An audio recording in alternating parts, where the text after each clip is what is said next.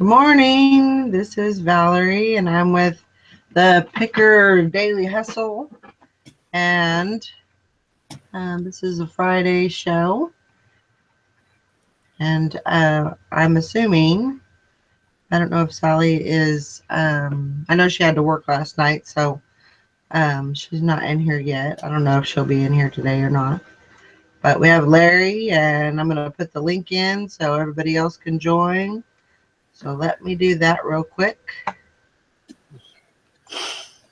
And we'll get started. Let's see. I'm sorry. What happened? Oh my god. I was just trying to find some shoes and I thought for sure that I couldn't find them. Oh my god. No. She's alive. Did you find them? Yeah, I found them finally. Well, that's good. I had to tear apart some stuff, but it's like, okay, they should be here. If they're not here, they gotta be here. And they weren't in either place. Uh-oh. And Brandon says, aren't they over there in that box? No, that's where the unlisted shoes go. They better not be in there. Oh my gosh. Hey, do you want to, I haven't posted anything yet. Okay. Yeah, Let me just Your stick links the link go in, through, mine don't. put the link in Alabama Pickers page thing. Oh, I will. Yeah, Sally usually does that in the Thrifting Bitches, so she usually puts that in both, the link in both. Yeah. Yeah, well, if she's not on, then you got to do it. Well, true. I mean, I can do it, but usually my links, for some reason, don't work if I post them. Oh. Well, I've noticed that too. If I click the top of the link, it won't go nowhere. If I click the bottom of it, it works. Huh. Yeah. I ran into that problem a couple of times. It's weird. Yeah.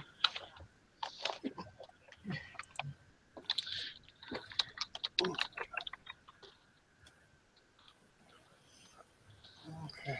Oh my gosh. I'm tired now. That wore me out. Hey, you don't have a stack there no more.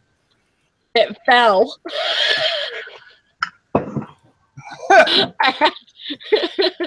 I had to get rid of it because it fell.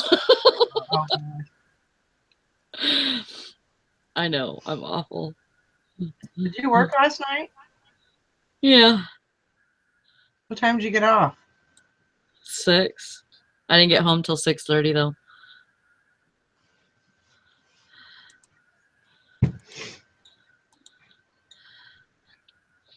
Yeah, I went to bed at 12.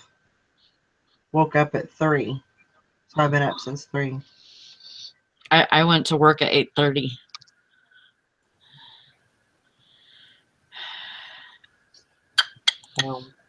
God dang, need a cigarette after all that work.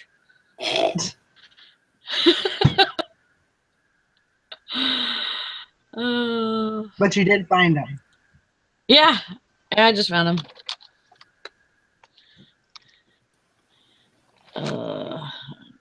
Well, that's always good, but I hate that. I do too. It's like, come on. Something and it not be there, and then you're scrambling, and yeah, I hate that feeling. I'm just like, come on, just get it together. Where are they at?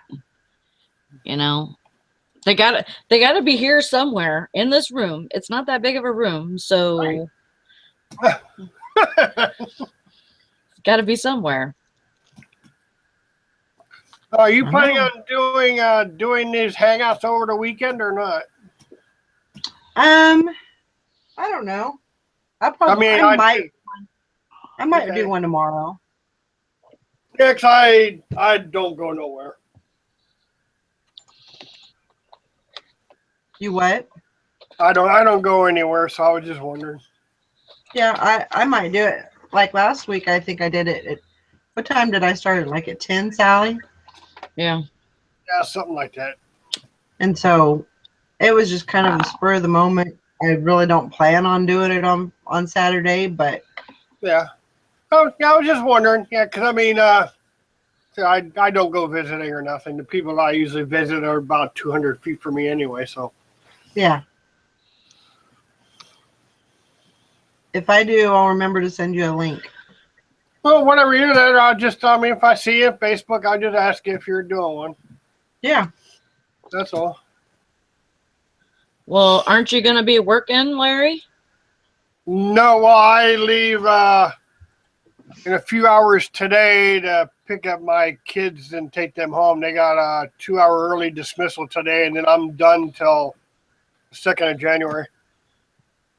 Woohoo! Vacation. You're not gonna work?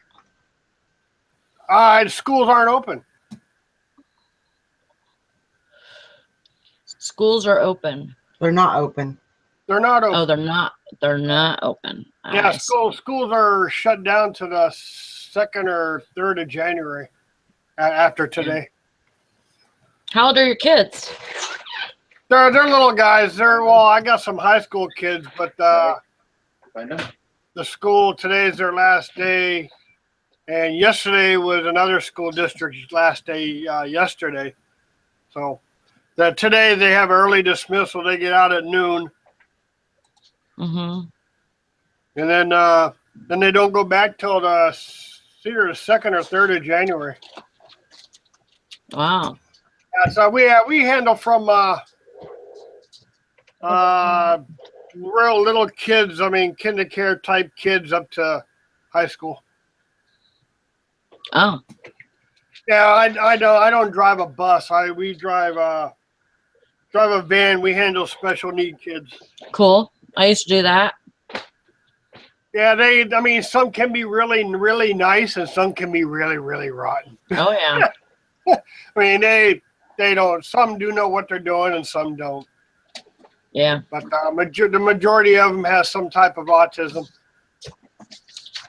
Me and Valerie both. We've worked at mental hospital, California. Oh, okay. And our other sister, she still works there. Yeah. Yeah. Well, this year I have 3 different school districts this year.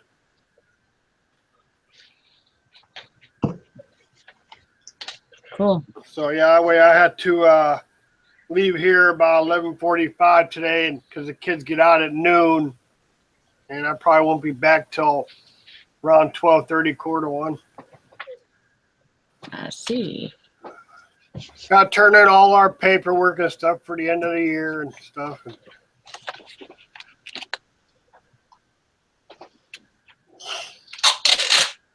Yeah, I was thinking about getting a CDL to drive bus until we had our little major snowstorm a couple of weeks ago, and it really backed up all kinds of traffic, and the buses can't take a different route like I do.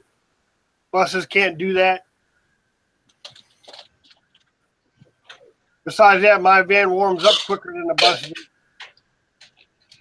Yeah. And I just can't handle the cold anymore. I mean, if my feet get cold, I'm pretty much done until I can get my feet warmed up. I guess They do halo. They do. Pardon? I guess we're supposed to have like crazy weather on Christmas. Yeah, we're looking at the upper 40s and maybe some rain. Well, they're calling for severe storms on Christmas. Thunder, lightning, wind gusts per hour. Wow. Yeah, we got some decent weather for the next 4 days. We're in the mid 40s the next 4 days, so we got some snow melting going on. Yeah, I'm supposed to get rain and then snow on. Yeah, which is fine with me. This stuff can go away now for all I'm concerned. I mean, even though we got a long way to go yet, but I mean, I just don't want it anymore. Yeah. When does your winter end? Usually. Whenever Mother Nature pretty much decides to stop it. Well, normally, usually around in March somewhere.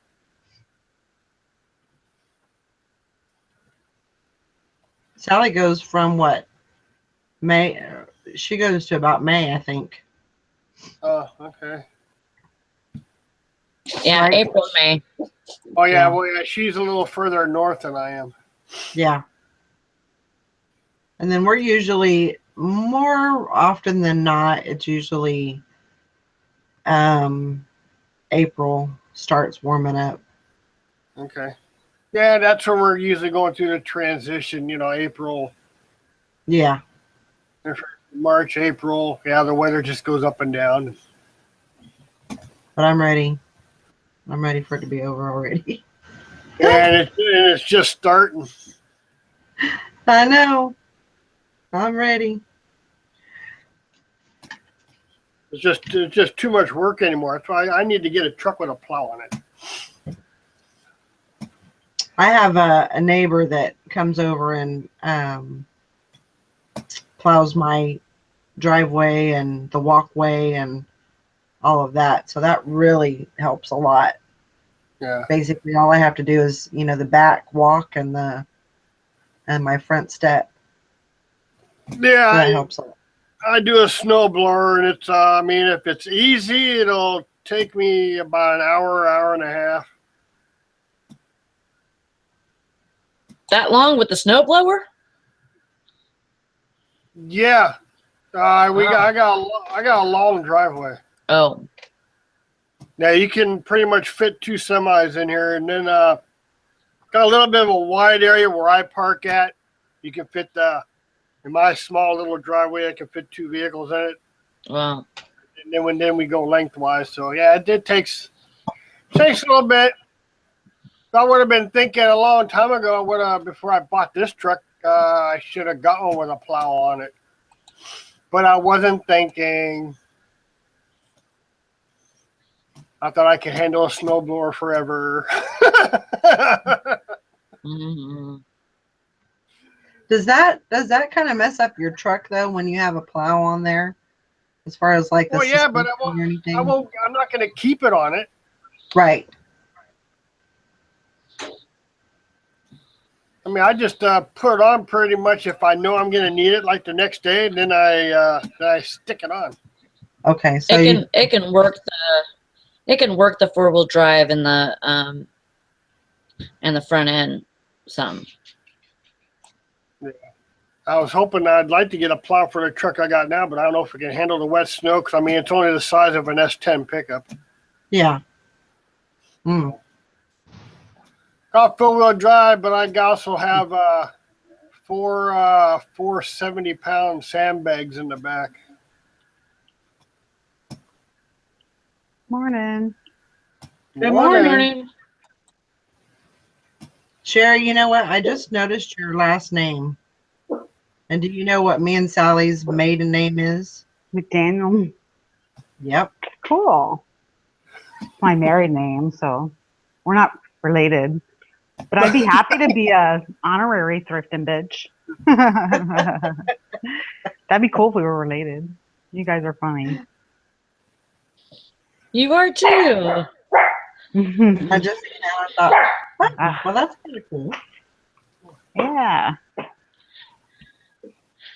Yeah, I noticed that before, and I was like, maybe I should ask her if she has any family from, well, California, or we're pretty much spread out. Yeah. I'll ask Cubby. I think they're mostly based in Delaware and Pennsylvania. Okay. East Coast folks. Yep. Yep. Yep. We've infiltrated your channel, whether you like it or not.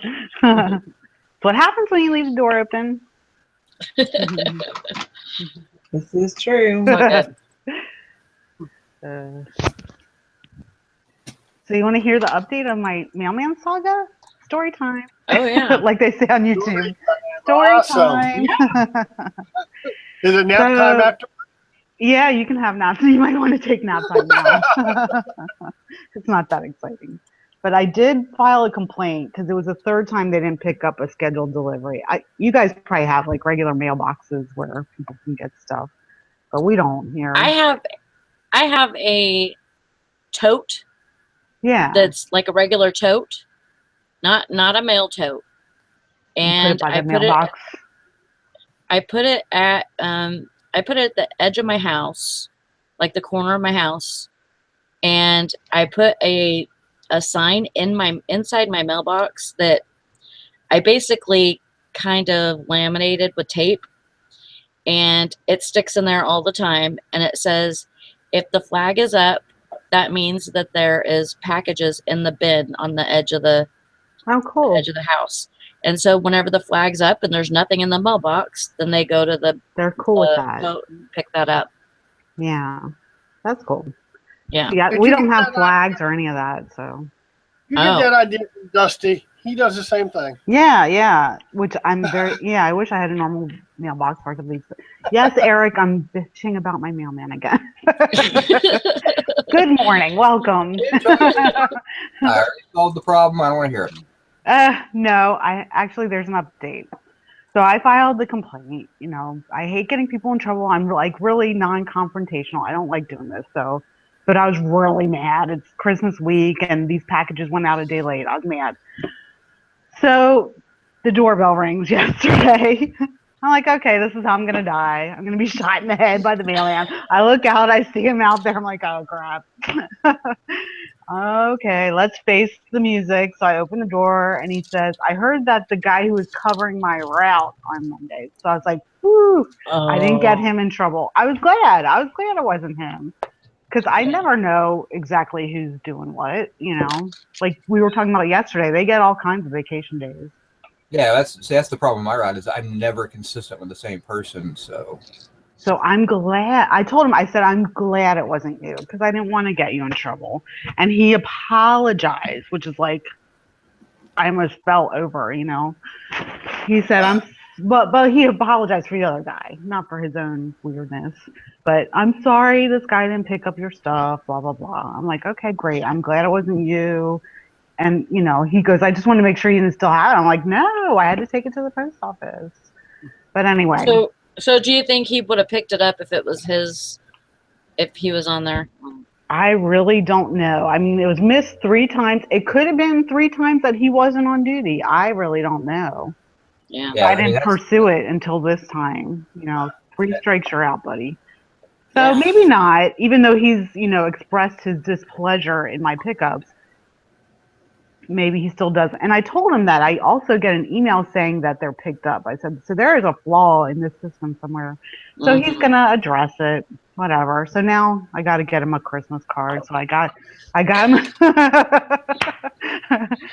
So since I'm still alive, I'll give him a gift certificate and a lottery ticket and good luck to you. That's it. End of story. Happy endings, kind of, sort of. Clear the air. I don't like stress. I gave my postal clerks their gift cards yesterday, and they were like absolutely flabbergasted that somebody gave them something because since they work in the post office, they never get anything. That's true. I should do that for the nice post office too. I didn't think about that, but I only just started using them. Very nice, very nice. So the air is all clear. It's a Christmas miracle. Y'all may continue your whatever you were doing. Go back to what you were doing. I'm done. This is what we were doing. All right. Peace out. And Eric will be happy to know I'm going to have to leave the house today. So, yay! I'm not thrilled about that at all. Make sure you wear like a sun, baseball hat with it pulled really low. Your sunglasses on. SPF 4000. Look, they're lucky if I wear a bra. They're just going to have to realize what else is going on. Hey, I'm right there with you. Why did I go there? Damn, right there. With me. It wasn't you this time. I was trying to give you some advice. Okay. Make me put a damn bra on today. I know, exactly. When my neighbor invites me over, I'm like, do I have to wear a bra? Make sure they match your panties. They're not accident. That's all I'm going to say. Girl picker problems. Mhm. That, and we can never have any nails. I just Right. gave up on that. It's Well, mine's mostly because of work. I mean, when I go in and do donuts and stuff for like 3 or 4 days, my nails are just gone. Are you saying you don't go Because down I'm- and get the super long nails so that when you have to type on the keyboard, you're either full or you're Yeah, doing this that's type dumb. yeah. I don't understand how they I didn't understand function. that back then. Yeah. Valerie used to have long nails. She There's used to get nothing. those Not done like super like no, gaudy, no. I'm but happy to just have a little bit, but they don't last. Just paint what you got and don't worry about it. Yeah. Eric wants you to paint them yet. You have to take that extra step for Eric. I'm gonna pick on you today. I saw what you guys were. You were here. Should I give you a tour of my background? Oh, you're actually no, we're just Did you giving you a little did Well, you see yeah, that? I thought they were talking. I was sure they were talking about my butt or something. So That we is would so never do funny. nothing like that. We're nicer than that. We may teach you about the crap in your background, like the crap yeah, in my there's background. okay. Here we go. Here's a I just want tour. to know if that's a Jim Beam decanter. That's all. It I is want. not okay. You have to ignore the dust, but it is. Oh, it is not. It just What does says. it say? It just says liquor That's a- bottle and some There's a year numbers. on it. There's a year on it, isn't there? I don't see a Is year. there numbers? There's numbers, yeah. What do the numbers say? I can't really One. read them. It's white on white. Like 119, 69, maybe. I don't know. That's a 1969 Jim Beam bottle. Do you really think so? It I doesn't smell know. like Jim Beam at all. I it know. looks too ornate for Jim Beam. Yeah. No. it's Jim Beam in kind the of 60s decorative. made all these decorative bottles like that. The I Dream of Genie is a 1963 or 62 Jim Beam bottle. It doesn't smell like that at all. Well, it's 1969. Why would you expect it to smell like Beam still? Okay, fine. Okay, and this is my Christmas tree. Shut My up. painting is not lit up. This is my psychedelic, whatever you call it, fiber optic $5 Christmas tree from a flea market. And the $25 painting from another flea market. So there you go. And look, my dining room table is now my packing area. See, that's not bad. Well, you guys were like, is the painting lit up? What is wrong with that horrible painting? So I just had to like clarify. You said the word horrible. Yeah, you did. Yeah, No, you we did. didn't. Something like that. Yeah, you did. Dusty questioned whether or not the painting was lit up. I'll give you that. It was not.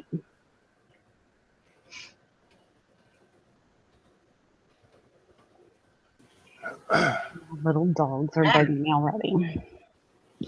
They're quiet. Not for long. They're getting ready to lose their shit at any moment.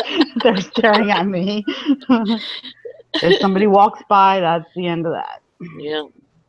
It's Friday. Yay! It's the Friday before Christmas. Ah, humbug. I know. I'm kind of the same way. I'm not doing anything this weekend. I'm going to see my stepmom for a little bit tomorrow, but that's about it. My family is not very festive. That's a story for another show.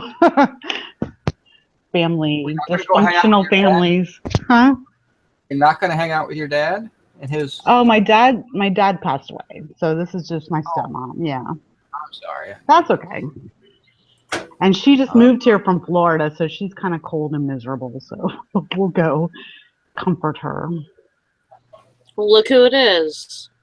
Oh, Eric. My cat's drugged And he's in. still at home. You bum. Hey, Jason. is that what your bottle looks like? Yeah. How much is it worth? $13.99. $13.99. See, yeah, I'll keep it on. I my didn't say it was worth a lot. shelf. I'm just saying I knew it was a bean bottle. Yeah, At least I it's guess. not free shipping. Yeah, that's it. Yeah. I picked it up for like $1, so I'm cool. It's Salvation Army. I just like milk glass. Oh, okay. My mom used to collect Okay. Westmoreland milk glass. I have no particular kind that I like. I have some pieces from my grandma that got me started, so that's it. What's up, Jason? Not a lot, you know. Did you take the woke day up- off yesterday? And the day before. No. Oh, wow. Well, no, I'm just joking. I was working. I was at work. Sure you were. Hey, are you watching my sign, Jason? No. Did something happen? I thought you might be. I had 2 watchers, but I got a bid on it last night. So. Oh, you got a bid. Yep. Sweet. I told you it's worth at least that. When's the $100 auction so far. end? And you got a free light for the basement. That's the way I figure out it. I'm so excited. It's almost Christmas. And I have a beautiful pastry from the bakery Oh, That looks really good. and mm, coffee. I'm like so set for today. It's like not even funny. No, wait. The only thing I couldn't do. Did you actually the walk only thing I out of couldn't the do was house get up today for then, 9. already? What? You already left the house and came back? No, I got it yesterday in preparation. I'm a planner. Yeah, obviously.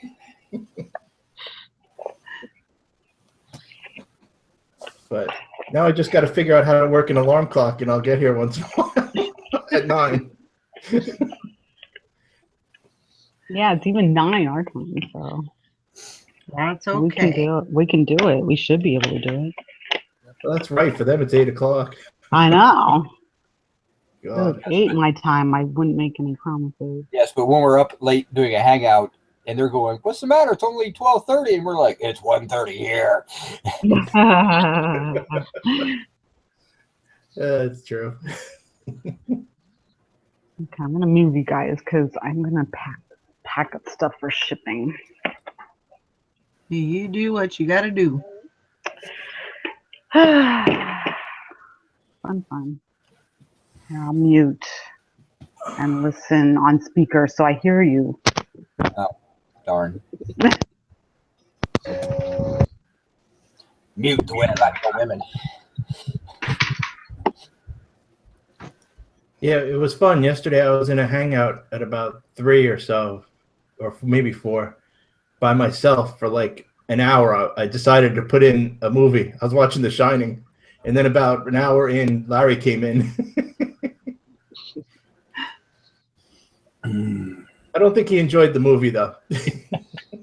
Well, it was background noise. It was okay. It was background noise.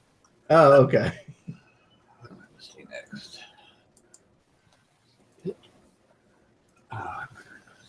I like background noise. All right. All I know is you were playing some type of Christmas thing, and then I come in with this. No, well, that was that Jeff Dunham thing. He posted a video, and there's only like a 4-minute. All right.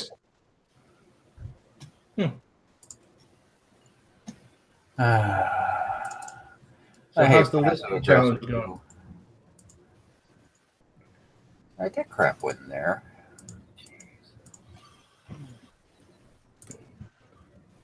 Anyone like doing good numbers so far on that listing challenge? Yes. No. Well, What the hell do I got? I think I've got 25 so far. Okay. 3. Maybe we should. So not extraordinarily busy or Right. No, I think I'm Like- close to 10. but there's still time. Well, I have being that it's a holiday and a leap year and whatever else I can throw in there, we can extend it till the following day. If you want. One I'm button. okay with that, really. Jason, we know that. So all you gotta do is hit that list button and you're ready to go. So. Yeah, but it just keeps getting bigger and bigger. Dead. Would you list that stuff you were messing with last night? No, that won't even make it to the challenge. Oh, How many do you got on for the challenge, Jason? I have exactly. Let's see. Let me log in real quick because I have everything in drafts. I almost got 10, almost so far. 78. 78? I know, right? You're like, he's like the biggest slacker in the world. How did that happen? Yeah, but see, that 78 is also the ones from the last listing challenge that he never listed. So he's just been saving. Right. So it's not like Alright. he's got a week's worth of work there. He's got like a month's worth of work he's going to You dump on can't count that. That's cheating. That is cheating. That is cheating. It's not. Yeah. They were never listed. Doesn't matter. You did all the research and cleaning and everything for it. So these 78 are actually, they're not just drafts, they're actually listed and live. Not yet. They will No, be. they're drafts, but like ready to go if I hit a button. Okay. Don't hit the button. You know, knowing me, I might forget. Not. Shit, I was Why you waiting had up with those. Why hit the button? Kimberly, you're waiting on hitting the button. Well, I'm always a person that likes to like. I like to, instead of doing like 10 or 20 a day, I like to like maybe once or twice a month put up like 100 or 200. Yeah, it keeps my shipping practice in shape. You know. You're My mad crazy. skills. That's nuts. Well, now I know I got to really step it up. Oh, I never come off of that. Holy crap. You don't have to beat Jason. You just got to beat. I'm like, no. You don't have to beat everybody. You just got to beat the last one. You know, I mean. That's right. That's right. You know what? You cut that one. I'm 60 behind. Larry, should I put my PayPal account on the side chat for you?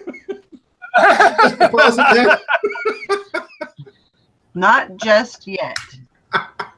Don't get Yeah, too put it in there so I can send you a bill. Wow. Invoice. You'll see all these invoices in your account. Right. Invoice. I'm gonna be doing. I'm going to invoice you, and I'm going to make it something like for this one tool that you bought like 7 months ago, and you're being like, I don't remember. Did I not pay for that? Or maybe I'll just pay for that. Yeah, I see this being an accounting nightmare. Is this $5 a tax write-off?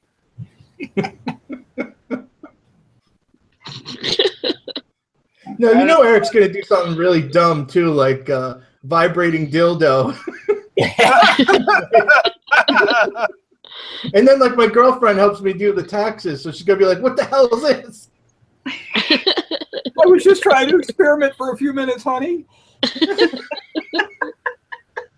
Bought it for you. Yeah. See, Great. here he goes on mute, and the conversation goes downhill. She's still It's a laughing. good conversation. Oh, I'm sure Sherry's laughing back there. She's always cheerful. Yeah. And then she gives you the dirty look. That's right. She's been working on her different emojis for different, feelings. Yes, on the happy hour thing. No, she's just trying to figure out how to extend that right off to her husband herself. So, now you've given her some ideas.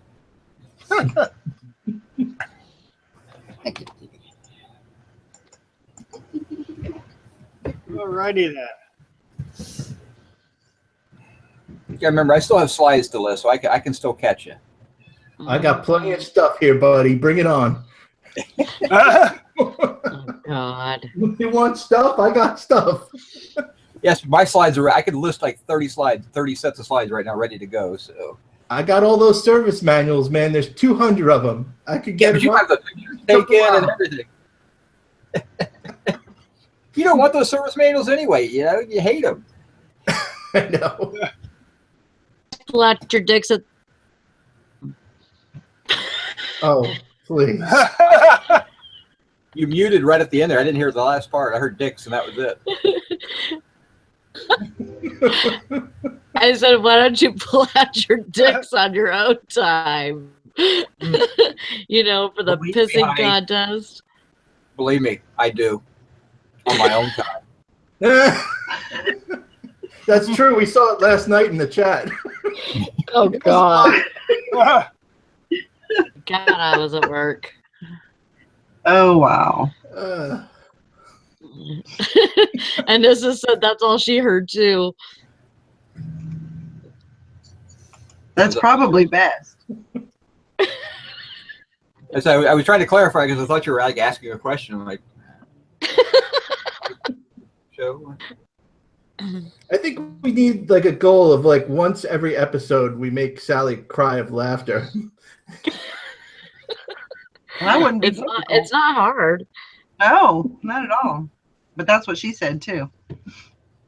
Oh, Thank you, Bob. Oh. Oh my goodness. Larry's like, I even know that one. Yeah. See, we made you cry, Sally. How about We accomplished the mission today. how about I sing a song for you, Sally? What's that? I could sing "Oh Holy Night" by Cartman. That's a good one. I would prefer. Hold that- on. Let me get my microphone. How about come sit? Holy night, it's kind of raining rain. This is the time we. Okay. No one wants That to hear was that. really good. That was really good. Wow. Wait a minute, Jason. Really? I'm saying. Yeah. Oh, yeah, the Sail Away song. I love that one. That was really I forgot good. about that one. Give him a recording contract. Yeah, that's about the only voice I can do good. That was really good. I was surprised. Screw you guys, I'm You going. know? Now I just need to know the rest of the words of the song, and it would be great. But I guess when he does it, he does go. Yeah, he does. He does. Because he doesn't know the words either. Right. So it does work. Yep. I was surprised. What, that I actually have some sort of talent somewhere? With something? Sorry. It's definitely not selling stuff.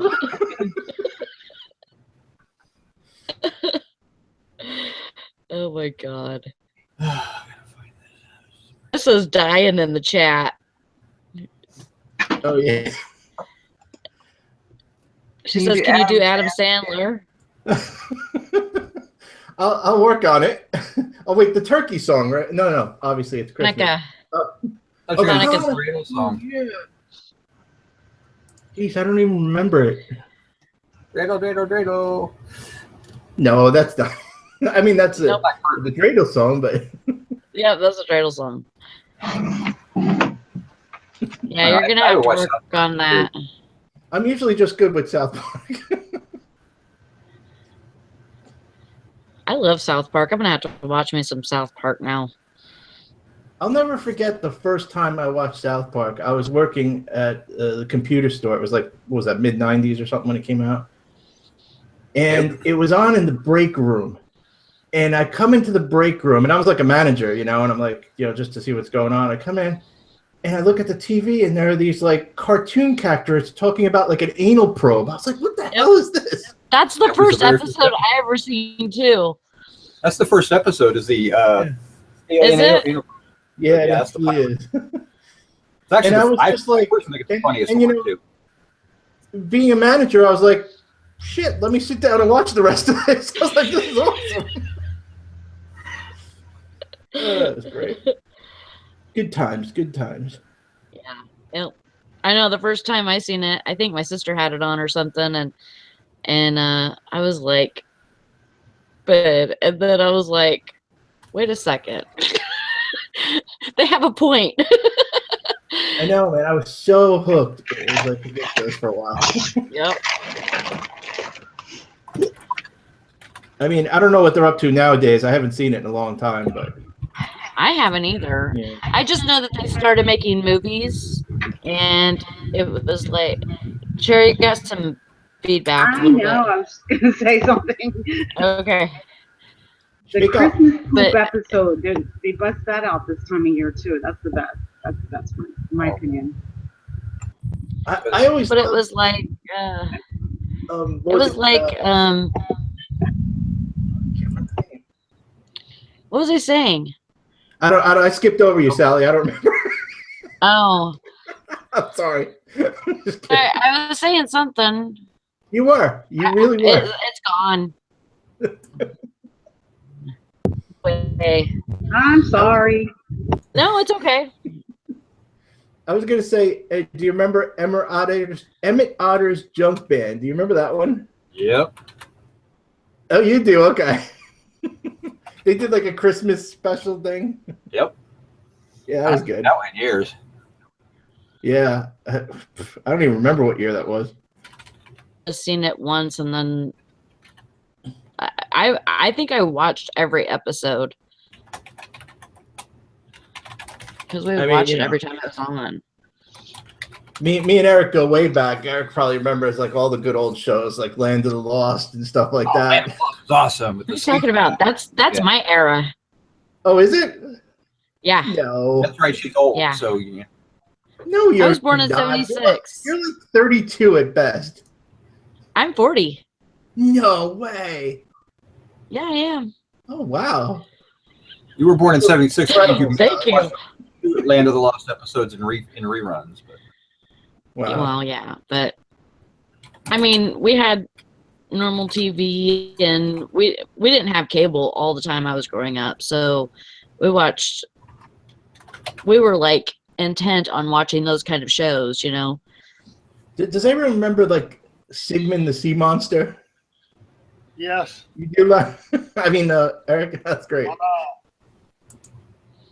Sigmund the Sea Monster?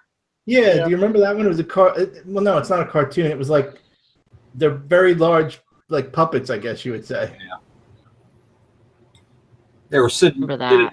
and Marty Krofft show, Puppet Hour or something like that, or Power Hour or something like that. It was so good as a kid. Yeah, as a kid. Hmm. Watch it now, you're like, what the f am I watching? What was I thinking? Now, as an adult, I really enjoyed Fraggle Rock, though. Oh yeah, Fraggle Rock. Yeah, yeah. I like Fraggle Rock. Larry's like, do you remember that episode of Bonanza? Wow. I still watch Bonanza today. It's on Memorable Entertainment TV. MeTV has Bonanza on. Yeah, no, I've seen was it in actually- reruns. I actually like Or Grit. It might be Grit TV has Bonanza. I can't remember. One of the two. So. And then there was those like After soap somebody opera- on Bonanza. You what? I was named after somebody on Bonanza. Miss Kitty. Oh really? Huh? Let me take a guess. Was it one of the horses? Shut the Part of the horse. fuck up. Nah, Sally's like on a delay. nah, nah.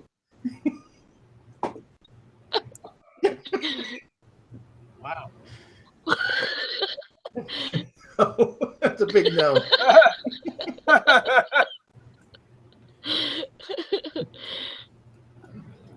Sal, it was an actress, and I don't know what her last name was, but it was one of the actresses on there. Was she? Did you ever figure out what part she played or what her role was in the show? No, probably a hooker or something. I didn't go there. A dance hall girl. She had the little red light on her house. Open for business. Oh my God.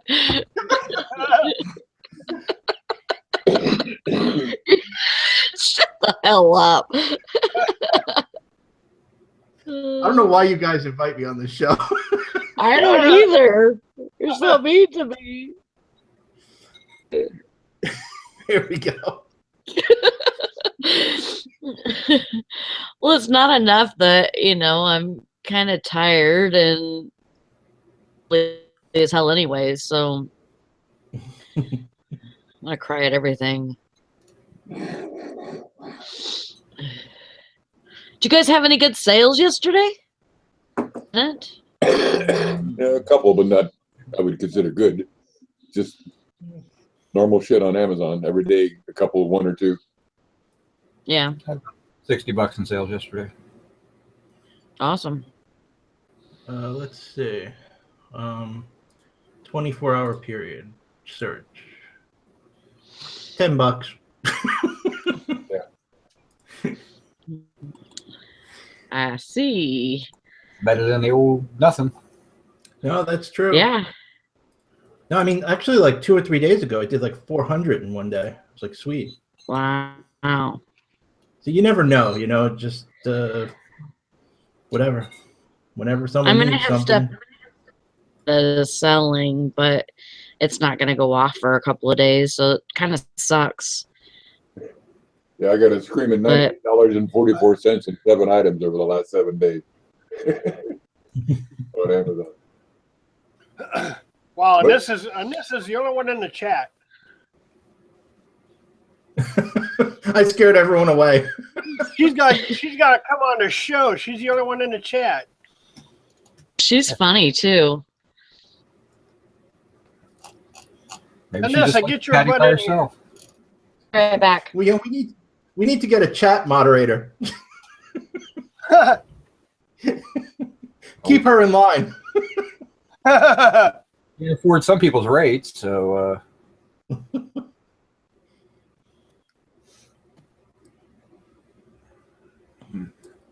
Heck, she could do anything in there. She could scream in caps, whatever she wants to do.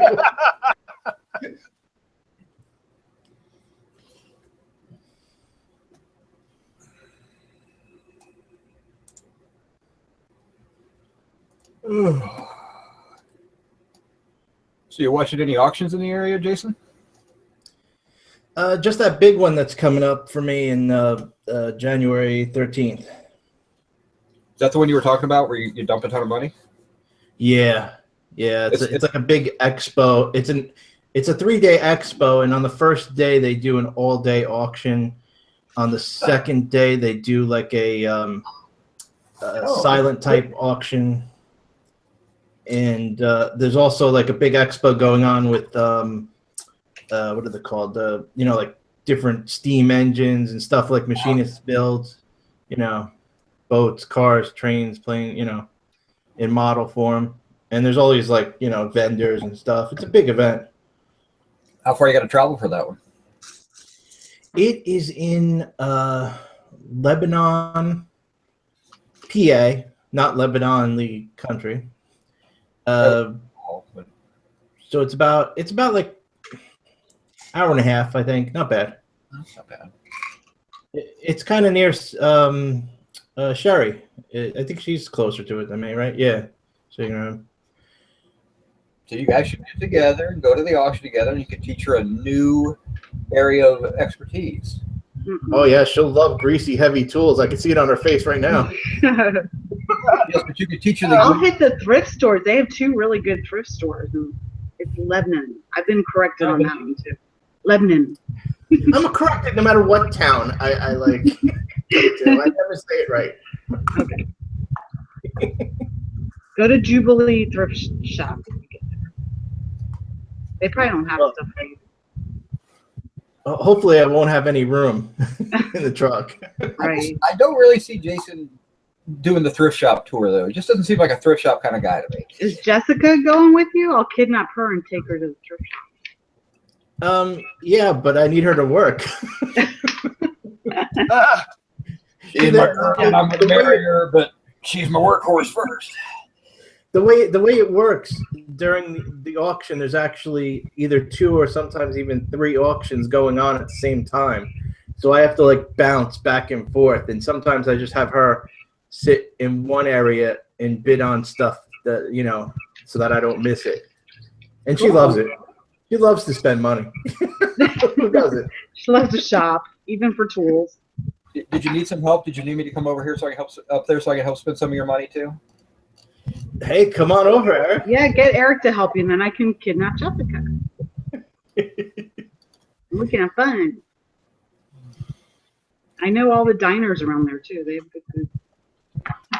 Why don't you come by and meet us? What, is it a weekend? Yeah, it's well, the auction's Friday, but I'm also there Saturday. Okay. Send me Can a someone come message. kidnap me too? No, you're in bumfuck Egypt. I mean, come on. Yeah. I'll film it. You're up on that big damn lake. I'll film Jason in action so we can like all learn from Oh yeah, that's real exciting. it. Yeah, I'm like that storage word guy. Yep. Oh, I hate him. Oh. Too funny. Hey, you go to a live storage auction, there's always one there. Actually, the funny thing you will see is a lot of pissed off people around me because I buy a lot. Yeah. That's kind of common. Yeah, when I go to live auction, you get some of the same type of reactions. They get mad because they wanted to win it, but you know what, dude? Spend more money. Not my problem. Right. Yep. Well, it's a thing like, say they'll do like a table lot and they'll say choice on the table and there's like 20 items there. And, if the price is right, I'll be like, I'll take the whole thing. And then everyone's like, ah, crap. Yeah. So That's the risk you take when you decide to let somebody take the lead on a choice out table at an auction. I've done that before where it goes so cheap you're like, you know what, screw it, give them all to me. And you hear people like, oh man, I'm like, oh well, come over and we'll talk. Right. Yeah. Yeah, that's when you make the side deals after the auction. Okay, I got all that stuff now. I'll sell off this stuff and make back the money that I spent, and I get it all for free. The thing that annoys me the most about, especially this auction, because there's so many people there, is that, like, someone after I buy something, someone will come up to me. Do you want that item there in that lot that you bought? Would you sell that to me? And you might think it's not like a big deal for someone to do that, and I guess it really isn't. But it drives me crazy because they usually always tend to do it while I'm trying to bid on other stuff. Yeah. Yeah, it's a distraction. Yeah, right. Yeah. You break your foo, you get into your groove on those things, and you're watching, and somebody's in there chattering in your ear and breaking your concentration. Exactly. At least you guys can understand. I like this. Yeah. Now here's the key: are you going to have Jessica kind of dress up, kind of sultry, so that you can use her as a distraction as well? I thought you were going to say slutty. I said sultry. I tried. But sultry was a big classy comeback. this morning here. You notice that I'm keeping it very nice and classy, and Yeah. what Is she you going say to be all bad about Liar. your future wife. So I didn't mean slutty, but I was trying to keep it, classy. But that, I could feel that pause. It was so strong. I was trying to think of a different way to say it. That's all. Yeah, is she going to be tarted up? Okay, no. That's a good one. I haven't heard that one before. Yep. Yeah, that's an old. That's I'll use that one before. But yeah. I mean, you're gonna get her all dressed up so that she can kind of be that distraction, and just go walk by that guy who's about to bid on something. And It is kind of funny because since it's like an all tool auction, there really are no women there. exactly. So a lot of people, it's so funny. A lot of people come up to her and like start to talk to her and stuff, like these really like old men, because they just want to be like, hey, what are you doing here? And it never fails. She goes, every year some guy comes up to me with one of those choo-choo train hats and decides to talk to me for a half hour. Yeah. She loves it though.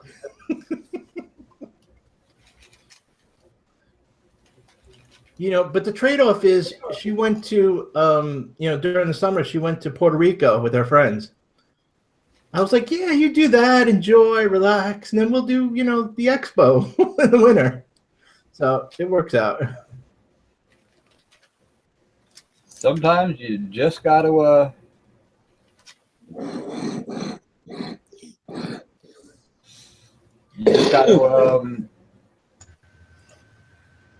pay the price, basically. A little trip to Puerto Rico, no big deal.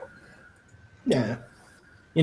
It's great because she's like, I'm like, if I'm going to the show, I have to spend the night in the hotel and everything, and like I can barely like pack my stuff, but she'll have like everything planned out and all set. It's awesome. I'll like breakfast. I'll know what's going on for breakfast. She plans everything out.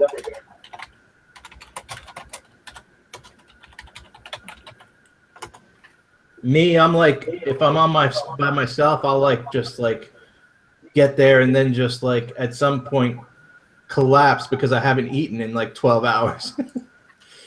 or like the worst is because you're bouncing between 3 auctions, you don't even want to stop to like use the bathroom.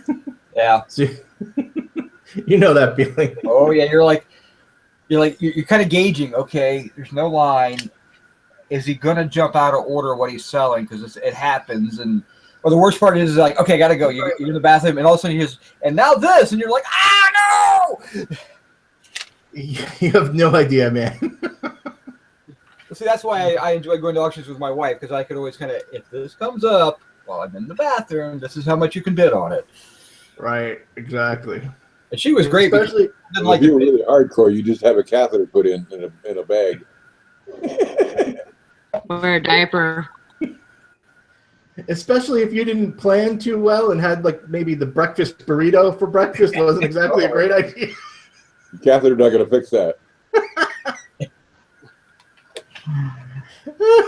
Sally's going to cry again. It's so true though. I totally watch what I eat before I go to an auction. I make sure like I eat very little. See, or a flea market. I like if you're at a flea market. Oh, I can't. Yeah, no. The bathrooms are so nasty. It's like the last thing you want to do is have to use the bathroom. Yeah, you're like, I think I can go take a crap behind the door of my van. I'm not gonna go up there. I mean, the biggest problem with flea markets is if you do them by yourself, how do you walk away from your stuff to go to the bathroom? You just can't. Yeah. Yeah. You're like, God, I hope it's so hot I sweat so much I don't have to pee. Oh yeah, and then the best is after you leave like that filthy, nasty, dirty stall. There's a guy there with a tip jar shaking. That's awesome.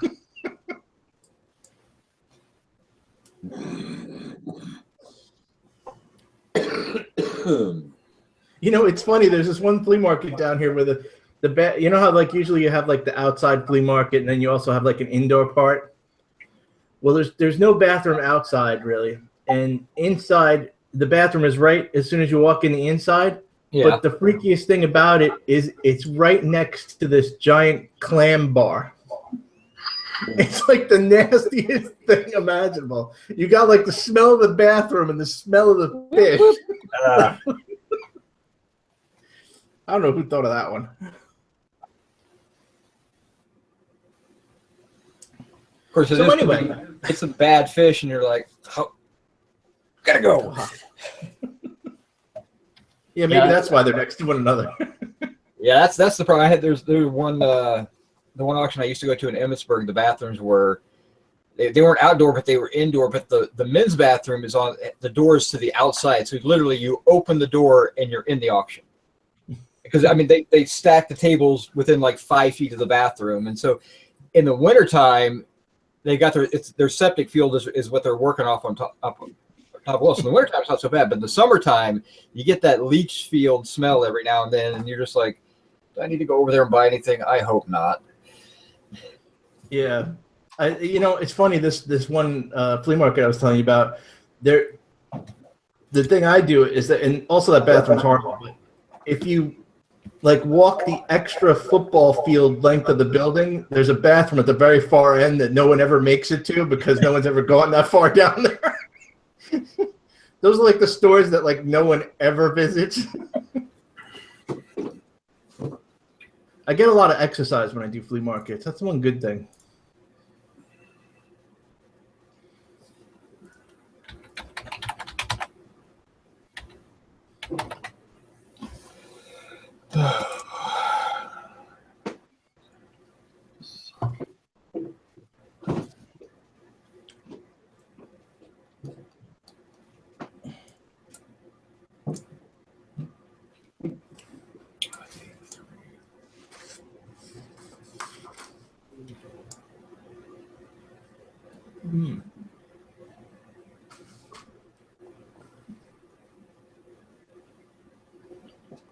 I want a quesadilla.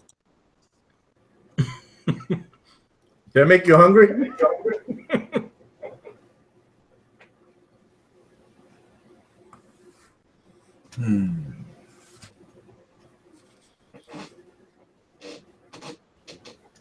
Why are you doing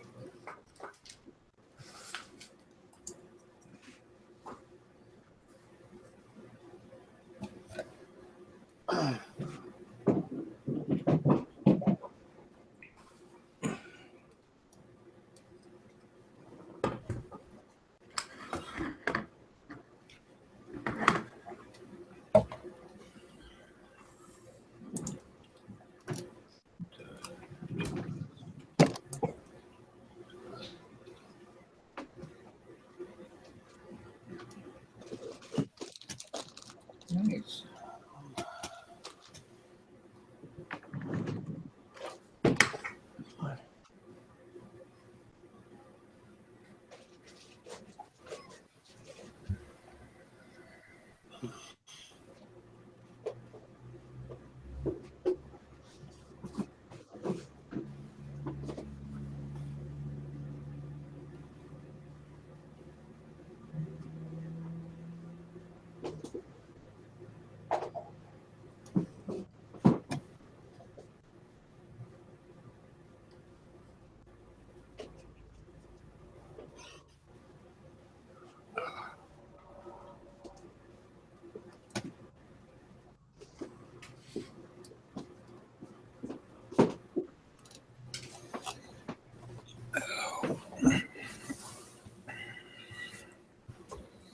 So what are you doing for today, Jason? Said you're working from home today?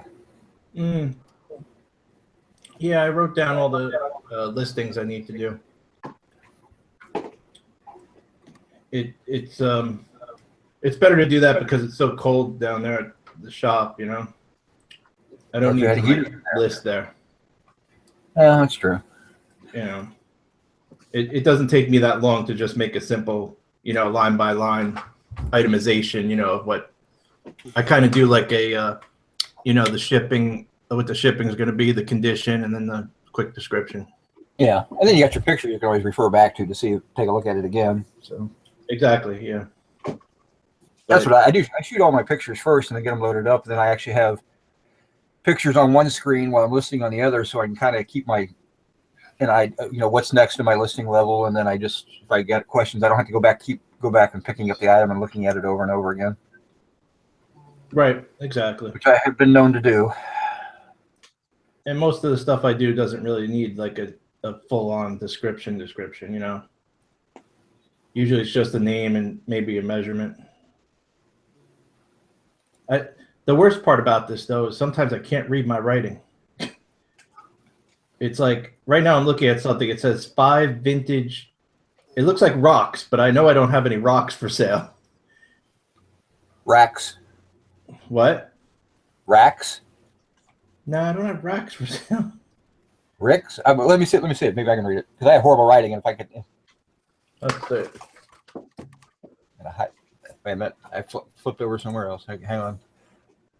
5... Well, what was the first? What was the top one? It's the same thing. Oh, wait. Want me to do it again? Okay, what's the line underneath it say? I haven't deciphered that one yet either.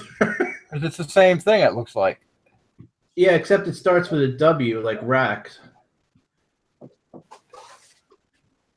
I don't know. Well, look at your pictures. Oh, I do remember what these are coat hangers. These are vintage coat hangers. I don't know why. I don't get coat hangers out of racks. Maybe sometimes I associate things with other things. It's like I'm playing a game or something. Yeah, it's a game with, what am I going to list now? If I can figure it out, I get it listed. Yeah. This is so bad. In my defense, I was rushing when I put this list together. Wasn't that cold down there, was it? No, I was just pressed for time. I remember I wanted to get home. It was like in the evening. Well, you almost act like this is a job where you work like 8 to 5. Come on. Oh, hell no.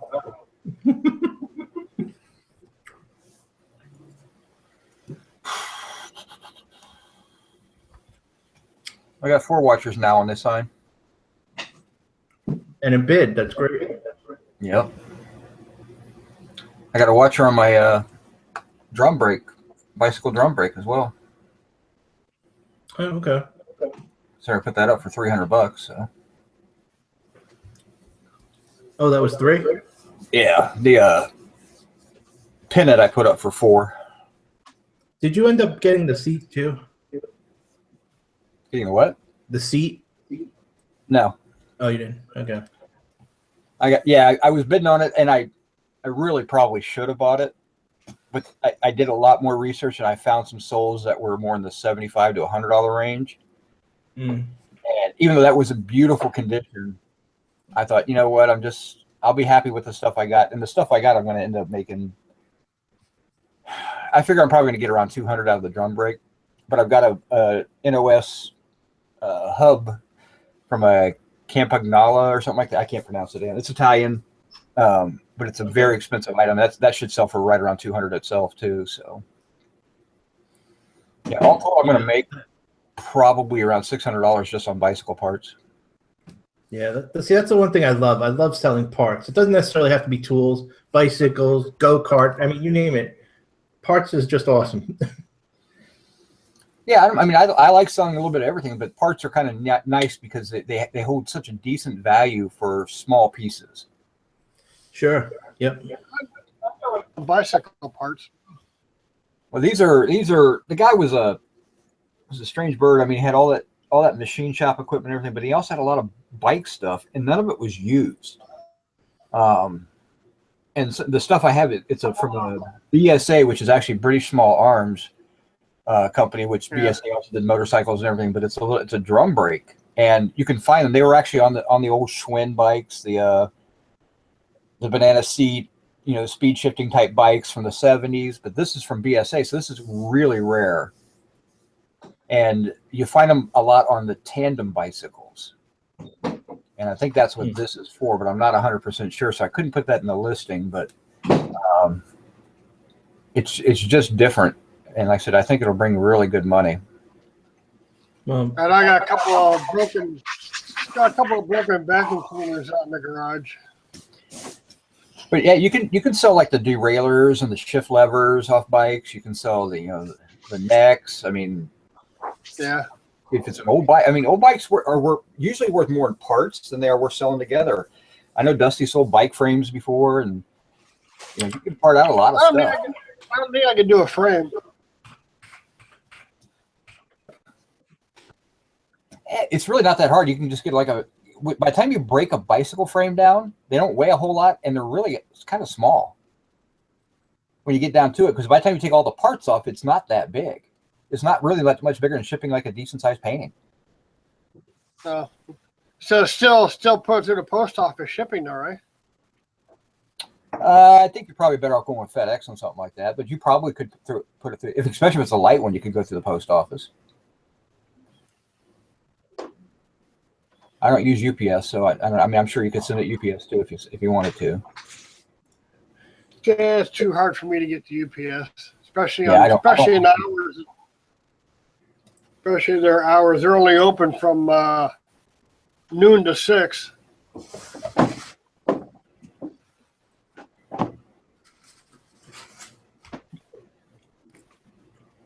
I'm gonna have to check on. I got a couple of broken vacuum cleaners out in the garage. I had to check on them and part them out. Yeah, that's another good thing you can part out. It's so funny, you know. He's saying, you know, testing vacuum cleaners. The only thing I could think of is like, did anyone ever see like Scary Movie when Doofus was like testing out his vacuum in his room? I don't remember that. I remember seeing it. I don't remember it. Oh, okay, never mind. It's just that for some reason that image popped up in my head. Yeah. Oh, Of all someone things, knows. that's the thing that pops in your head. You never know what's gonna fly in there. You really don't. Oh my gosh. So my first set of in wraps out of my beauty supply thing. So Oh, how many heads are you up to? I sold all out of the Naomi style head, so I sold 6 of those, and I haven't sold any other ones. But they snap that style up in a heartbeat. Oh, okay. But that auction is paid for. Because between the 6 heads and all the beauty stuff that I had sold, everything, I'm free and clear on that auction, and now it's just a matter of $5, $10 at a time. You know, I get an order about every other day of something out of that auction. So That's cool. So I mean, I knew it wasn't going to be a big money one right off the bat, but I also knew that, you know, it's going to take me 6 months to sell it all. But by the time I get done with it, I should make about $1,000 off that auction. that's good. So the beauty products are selling decent too. Yeah. So I was worried about these in wraps. They're just little boxes of. They're like boxes of 1,000, but it's like this big, and we're doing hair and the in wraps and hair. And I don't know any of that stuff, but I got 76 of them, and I paid $9, I think, for them, and I just sold 2 of them for $5.52 a piece. So Okay. that whole thing's paid for now, and so if I can get $5 a piece out of the other 74, that's going to be another $400 right there. But like I said, that's just takes some time to sell. So how many heads you got left? Like 15? I sold 6. I had 27. I got 21 heads left. Yeah. If anybody needs a head for hats or photos or something like that, these are actually pretty nice. Diane by Frome. I'm the only one on eBay selling them. Everybody else sells these Chinese copies that are kind of not as quite as good. I mean, the heads I have are made in China as well, but these are a little bit better quality. Yeah, you know, a lot of people don't realize that there's China and then there's China. A lot of times there's 2 different sets of quality depending on the company that's putting it out. Yep. And I'm very competitively priced. I'm right around $30 for them. So they cost me like it's shipped at the 2-pound rate. So I can get them pretty much anywhere I need to for between $8 and $10. So I mean, I'm only making about $20 on them right now. So which is fine. That's where I thought I'd sell them at is $20. So. You know, by the way, Eric, you know what really annoys me about you? Uh-oh. Oh my goodness. It's that damn tape gun. Every time I see your face, I just want to like hang it on the wall because I'm so OCD. And every day you always have it in that one spot. The reason it's there because there's nothing clear everywhere else. So Is that what it is? I'm the kind of person that I mean, you guys have all seen me on the shows and everything. When someone says, "Oh, I saw that," and I can go, "Oh, wait, hey, I got one right here." It's because I work in I'm a very messy worker. My list of stuff is very organized, but out here, I kind of like to. I'm going to grab that and I'm just going to list it. It's just the way I feel more comfortable working. It's kind of my cave mentality. So, right. I mean, you're consistent. That roll of tape is always in that exact spot. I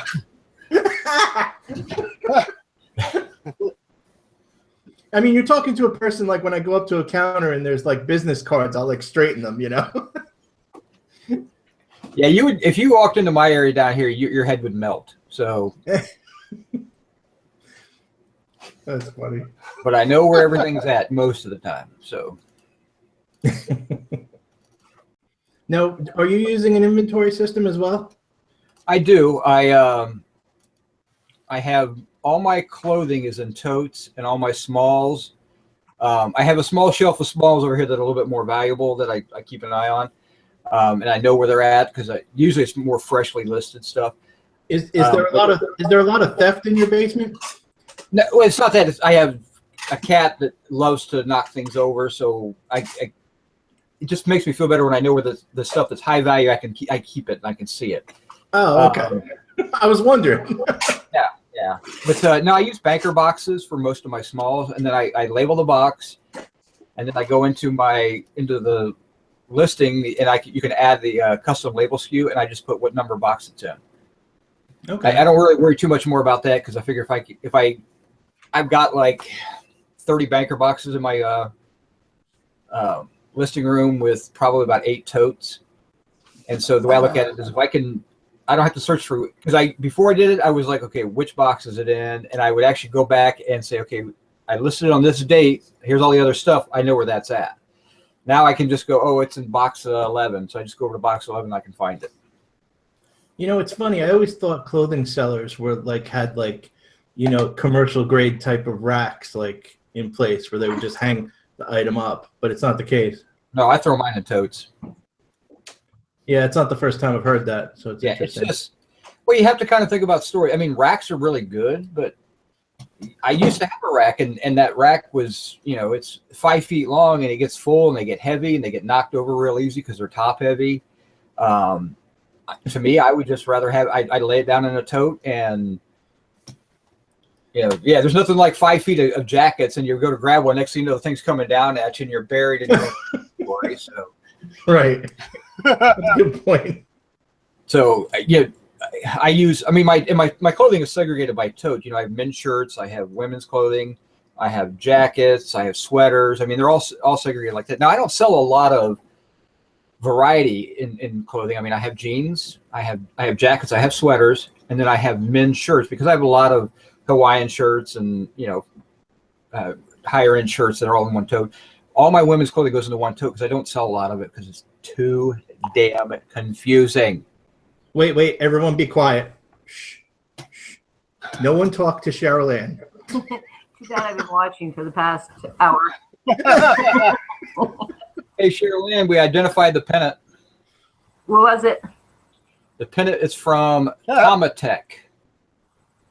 And it's Tomatech Motopia. It's a Japanese amusement park. Okay. But the person who designed the amusement park is Osamu Tezuka. Okay. That name mean anything to you? It sounds familiar. He is the father of anime. Okay. Yeah. He's the guy who created Astro Boy. Okay, that's okay. I knew Huh? like an Astro Boy type thing to me. Yep. Yeah. It totally did. That's very early. He created Astro Boy in 1952 and wrote it all the way through 58, and then he started doing this and he designed that whole thing. So I'm pretty sure he's the original designer of that. So the price went way up on that pennant. Well, I can see at the beginning it looks like Astro Boy, but it's got big ears. I should have followed that link. Would have got us there. I'm glad you found it. It was a person in the thrifting board, April, I believe was her name, and the thrifting board found it. So okay. Awesome. So what's the pennant worth? I don't know. I put it up for $400 though. Yeah. Put high. Somebody will tell me what it's worth, but I had to put up. I'm not gonna, because his stuff is very collectible and it's just unheard of to be out there. So Okay. you throw a crazy price on it and let somebody will set the market for me. So. Oh. And me, I thought it was a noodle company. Yeah. Well, that's the problem with one-off things I get a lot is there is no price. So you have to kind of just say, okay, what am I willing to take for it? And okay, what am I going to ask for it? Because like I said, I sold a slide last week from 1939. It was a beautiful slide of an American Airlines plane. People were loading onto it. What's it worth? I have no idea. I put it up for $350, but I sold it for $200. Wow. Because I had several consistent offers that were really approaching that range. I took a final offer of $200 from a guy, and I'm like, you know what? I paid $115 for all the slides in that auction. So one little tiny slide paid for that whole auction. Mm-hmm. It's so amazing when you think about it because it's like a 1 ounce object that's like 1.5 by 1.5. But it's the rarity. I mean, planes, trains, automobiles is what sells and slides. And again, it's a one-off taken by some guy standing at the tarmac. There's nobody in the world going to have that picture. So people who collect that stuff, and it was a beautiful slide, are going to say, "Wow, I've got that one thing." And the nice thing about slides is you own the image, so you can actually make prints and do whatever you want with it. So Yeah. So that Pennett's a buy now best offer thing.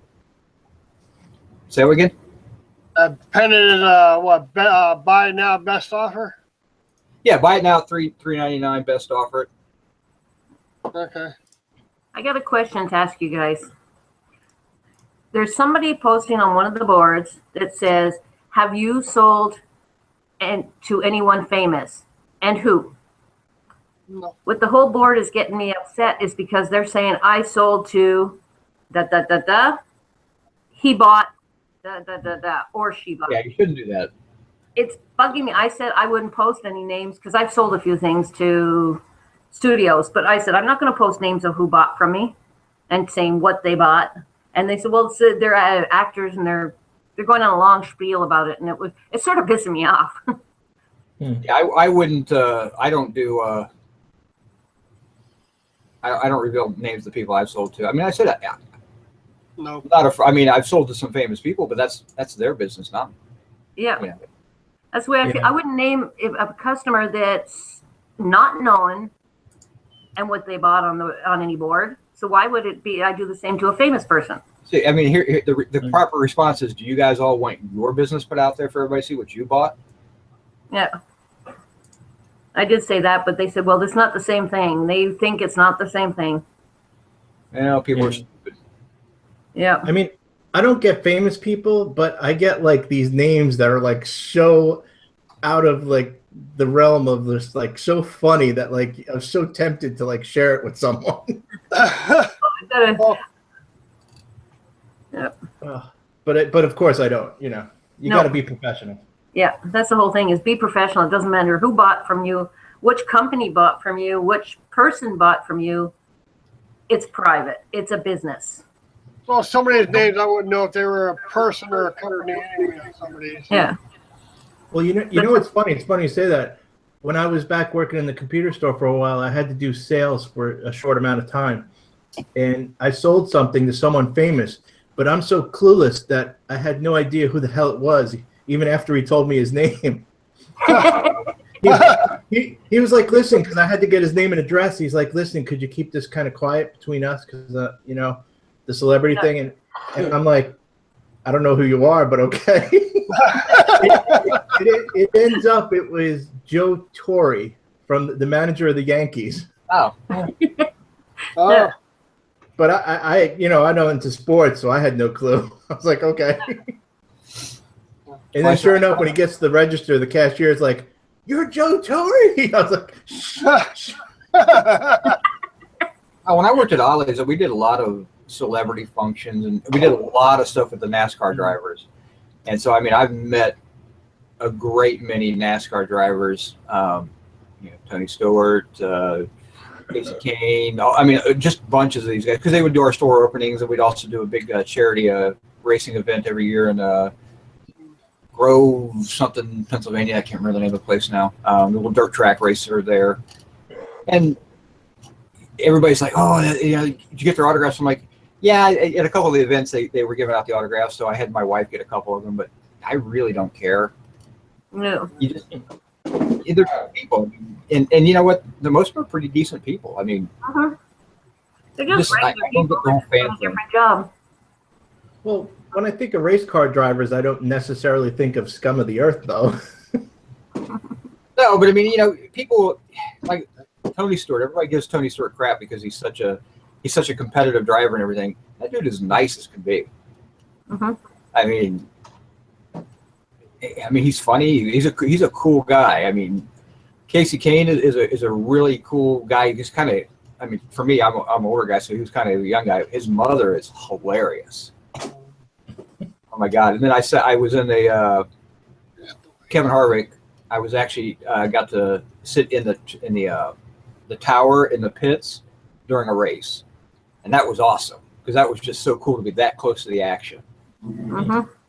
And his wife is a very interesting character as well. Yeah. The racetracks drove me nuts. I used to live half a mile from Jacques Villeneuve's racetrack in Canada, and all you heard all weekend was zoo, zoo. Yeah, that's a Formula One track, isn't it? Yep. Yeah, that's a higher pitched motor. I mean, oh God, it was. Please let me sleep. Yeah, it's NASCAR's a lot more throatier, louder. Yeah. I mean, it's unbelievable how loud NASCAR races are. Yeah. It's when they blow a tire and you know it, and you're half a mile away and you think it happened in your bedroom. I've blown a few tires in my bedroom, that's for certain.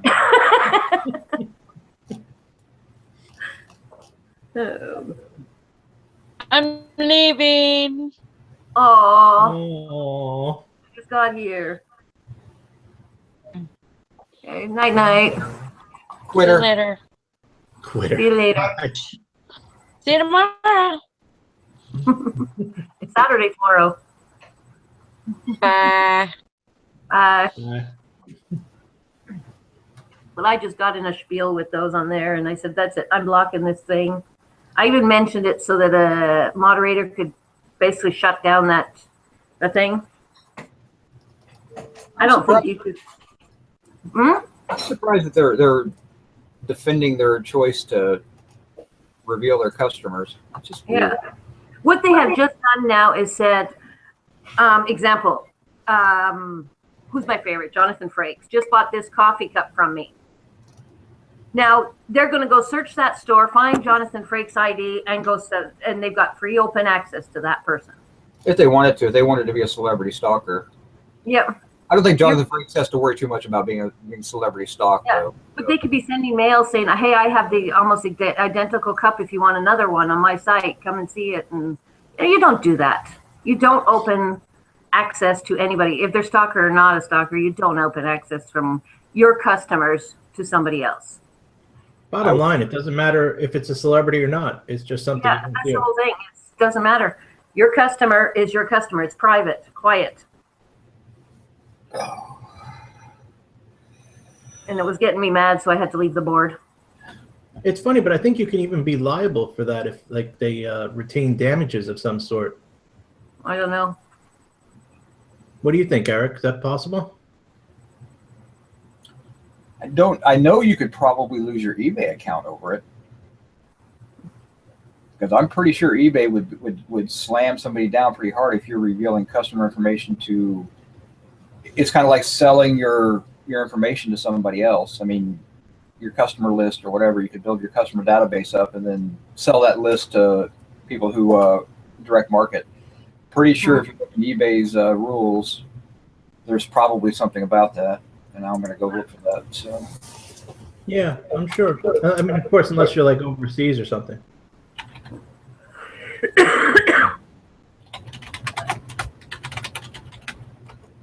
Well, if the mods don't want to do anything, it's not going to be my problem.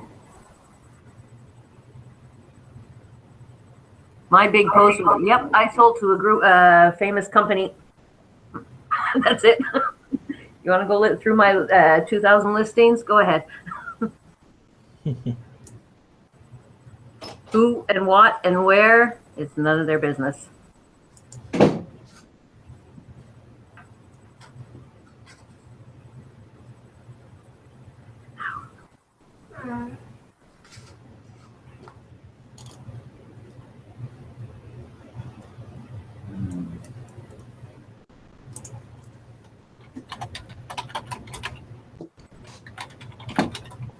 Oh, my dog's making the whiny cry thing. Okay. Come on, butthead. Time to go out. Yep. Happens a lot because of her meds.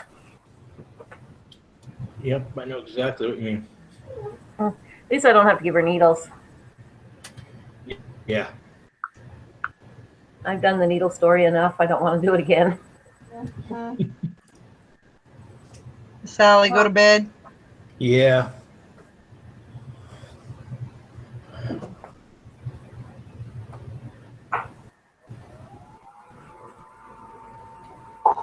We tired her out too much making her laugh. That's good. Maybe she'll have good dreams. Leave the toys, come on.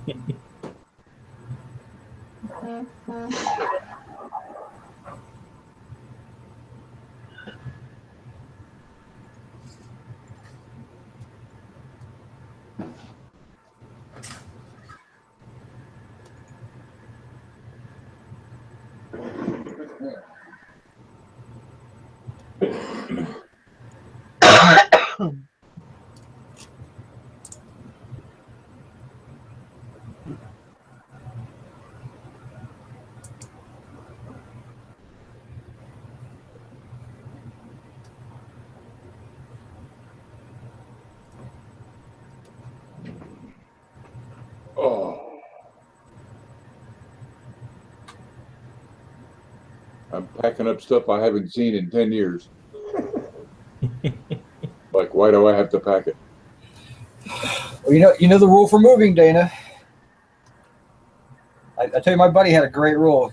He would pack when he moved. He would pack everything up, put it in boxes. He would write on the outside, kind of a general idea of what it was, and then as he would get to his new place, he would only unpack what he needed. And then after a year, if he hadn't unpacked the stuff out of the box, he would literally pick the box up and throw it away. Yeah.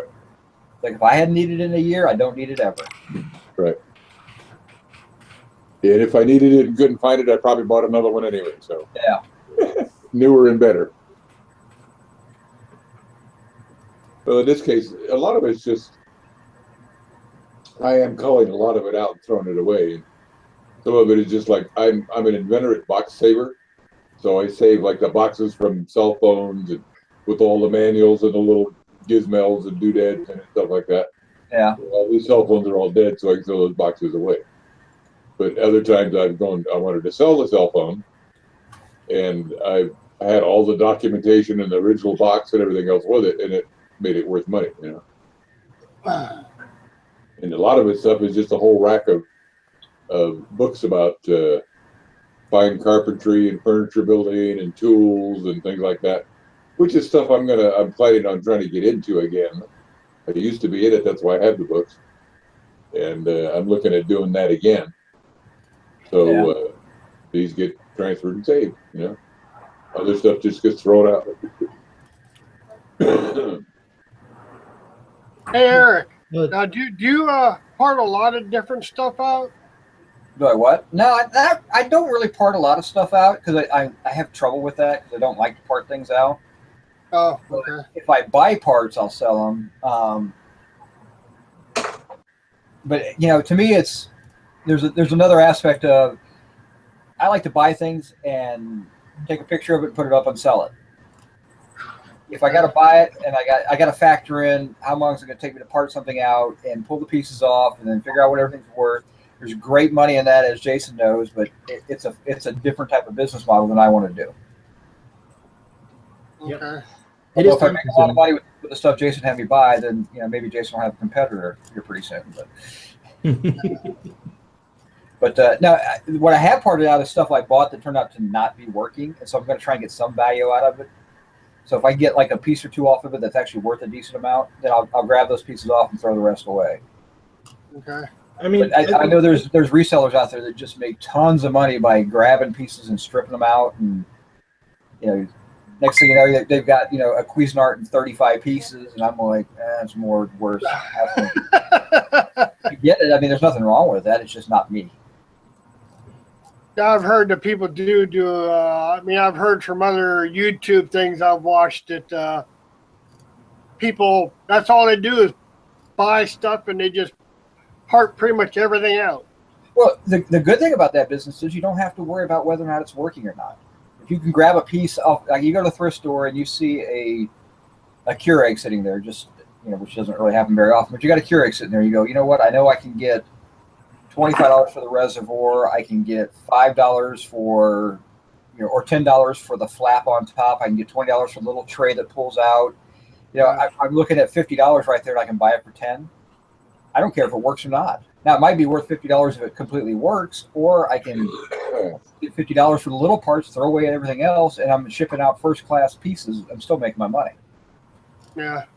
Yeah, it just kind of depends. I mean, a lot of people fall in love with certain machines, and especially kitchen people, and they don't want to get rid of their stuff. So when something breaks, if I can fix it, I Yeah. still got my very comfortable machine I've been using.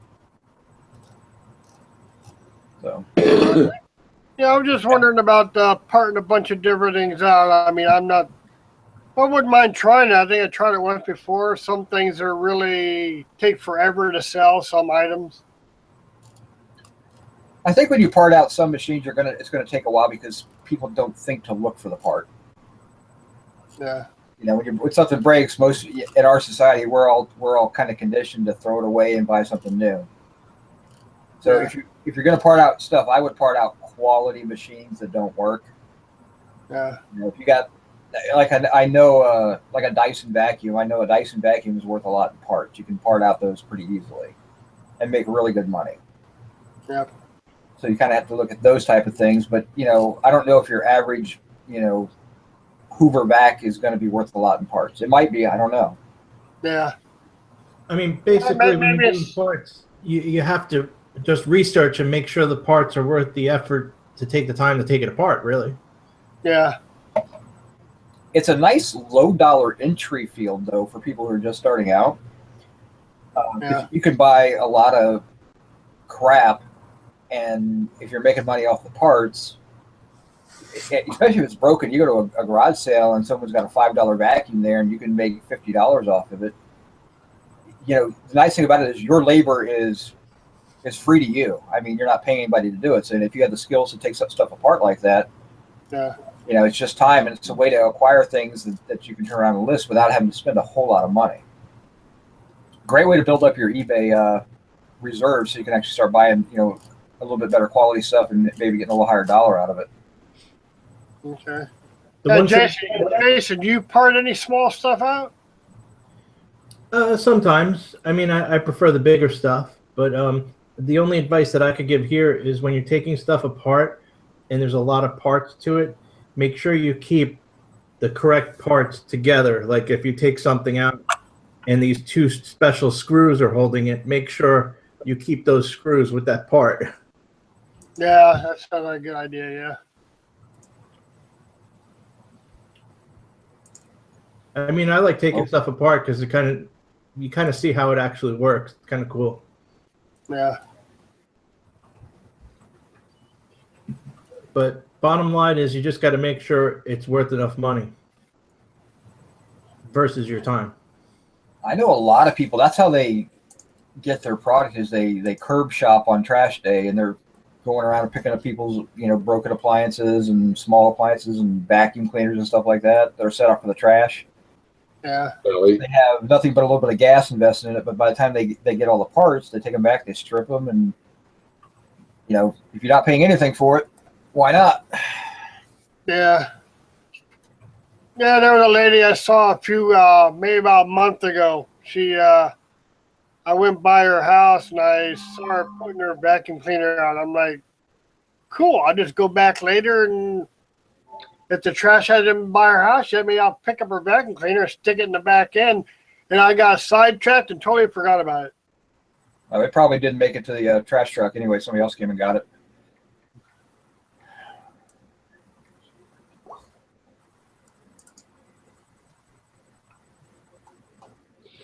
There's a YouTube channel I was watching the other day. This guy scrounges all this kind of stuff and takes them all apart and then repurposes the parts. He uses the motors and the relays and even when you have those turbo style separator vacuums, he uses those parts to make little dust collectors for his shop tools and stuff like that. He adapts them, and motors from old treadmills. Apparently, those are quite powerful and very useful motors. And he repurposed a lot of them, made belt sanders and grinders and different kinds of. Those motors I've seen in a lot of tool shops. They're very desirable. I've seen them do a variety of different. Yeah, I think things they're in a the shop. DC motor. I think that you have to do a rectifier on them to get them to work, but they're quite powerful. Yeah, the reason they like those is because they're variable speed. You can adjust the speed of the motor. And to buy a motor that's adjustable speed like that is really expensive. Yeah. So yeah. Yeah, you see Of all course. those people giving away those clothes racks, also known as treadmills, that they thought they were going to use and never did. Yeah, I mean the only problem I never got into that because the damn things are so friggin' big. Yeah. You know, you got to cart them to your shop and shit. Well, you also end up with a lot of leftover pieces. You got to have something to do with them too. So. Yeah, but you got things in there that are usable. You repurpose them to make shop tools and stuff like that, rollers and all kinds of fairly heavy duty things. You know, bearings, rollers, and control circuits, and I've even seen them use the actual display panel in their tool build, where they can just dial up the speed of the motor if they want. You know. Yeah, I've seen them on like pool cue makers. What they do is they'll put like, say, they'll make a contraption with like 5 or 10 shafts, and then they'll set up one of these motors to slowly spin, and then they'll lacquer it, and then the lacquer will dry. You know, the slow spinning action dries the lacquer and keeps everything, you know, a certain way. French polish, yeah. And that's just one small example. You know, they're very desirable. That's what a French polish was. I wonder what that sign was on the massage parlor was for. Yeah, it's something I learned back in high school, that when you're doing like bowls or turned items or things like that, that you use shellac or lacquer and you run it on with a rag while it's spinning, and it spreads it all out and polishes it up and dries it really fast. Yep.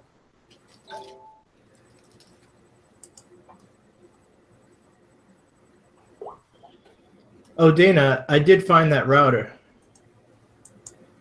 He bought one anyway. I don't know when you need it. Oh, it just actually I broke down and bought one because I wasn't sure what it was. What router is it? What is it? It's I want to say it's a Netgear 300N. That's not a bad router. No, it's not. I was using it before I got my last service, and the last service I got now includes the router, so I didn't need it anymore. Yeah, see, my service includes the router, but I still have my own personal one. That way I can firewall that one. Yeah. I mean, I don't keep anything of any relevance on my computer. I know you got your several banks of porn and stuff on that machine of yours that you try to safeguard. You got to put that stuff between firewalls and. Yeah, they got them up on Amazon new Prime, $29.99. This sucks. I already boxed it up. Yeah.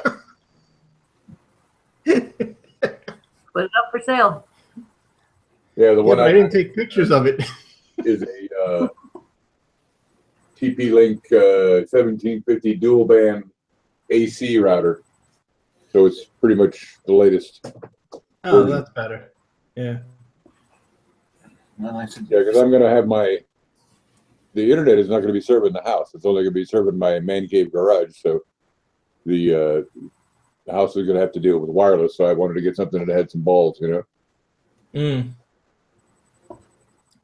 Makes sense. All the reviews I was rating, this is one of the top recommended ones for that. For long reach and punching through walls and stuff.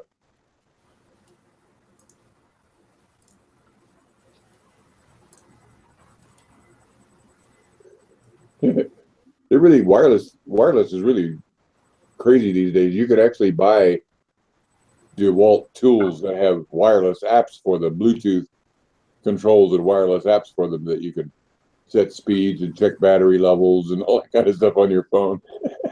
Oh yeah, they have it for everything. Even my thermostat at the house has an app that connects to it. Yeah. I have the Nest, so yeah, I can build a schedule. I can sit there and see how much, how long it's been on for. Whether how long it measures how long my furnace has run for. So yeah, I mean, it's kind of neat. I mean, it does save you. I mean, I will say it does save me money because my bills have never been lower. So yeah. Well, you're not like me. I totally just ignored the thing. Oh, what's nice is it's got that little learning thing on it, and I had to go in and kind of smack it around a little bit inside because it was like, okay, I don't want it to be 68 degrees when I'm home. Because it's kind of set up to think that you work a normal day, and I work from home, and so I don't need it to drop down during business hours because I'm freezing my ass off.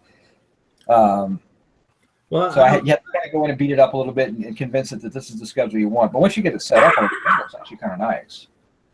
Yeah, I mean, I don't have a need to drop it low because, I have a precious Yorkie who's so spoiled that the room has to be at a set 68 degrees minimum. So, see, I used to be the guy that would like, what? It's 62 in the wintertime? Yeah, it's summertime. You were wearing shorts at 62. What are you complaining about? Nowadays, I'm like, I think I need to be about 74 in my house. So. Yeah, right now I think I'm at 72. I keep it at 74. But once you get it to that certain temperature, then it maintains it pretty easily. So. Well, you're in a basement again, right? Yeah, so I have a little heater by my toes as well. So. Yeah, I have one under my desk that I run once in a while. Yeah, it doesn't take much to heat up the little area. Now, last year when I was keeping it at like 68 upstairs, down here it was about 58. Yeah. And I'm like, you're trying to list and your hands are shaking and all that. I'm like, I'm not gonna do that this year. You don't have to tell me. Yeah, so I'm like, this is crazy. Listing while you're wearing a heavy jacket. Get away from me, you time sucker. All right. Oh. All right. Best investment is a little coffee cup warmer. Yeah. Or a good thermal mug. Yeah. These things work pretty good, especially if you preload them. Or just drink your coffee real fast. Stand before I use it. Because I know this thing keep ice in it for 24 hours. So. Yeah, I've got one of those. I don't want to use it for hot stuff, but I've got the little coffee cup because I take forever to drink my coffee. That's funny, me too. But yeah, the little $3 investment, and plug it in and sits right next to the keyboard, and you got a perfect spot to put your coffee cup. It's right there, and then just keeps it warm. That's cool. Oh man, I hate this. I run out of gas so fast. Been a half hour loading stuff out of my shelf over here, and I'm worn out. Did rest for a while and then go do it again. But I'm making progress. I can actually walk around the room now. That's always good. Well, moving's never easy.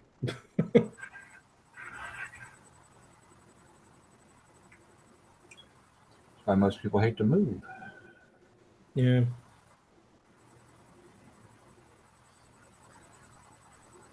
That's why when I move, I'm moving almost nothing. Mm-hmm. Not me. When I moved, I had a ton of inventory, and it took me 2 27-foot box trucks to move all my stuff. Yep. That was including my household, which I'd always moved with like a 1-box truck. But I picture your household as like a folding cot. I have most of my stuff is antique, so I have a lot of antique furniture and things like that. And now, don't get me wrong, I got like $800 invested in my entire household because I buy it so cheap. But is that one of those card carousels next to you? That? No, it's it's a like an old card file, but there's nothing inside. But it's old oak. But it matches my. I have a post office desk. I actually have 2 of them. This one is almost 8 feet long, and it comes across, has a little cutout for where the chair sits and comes down.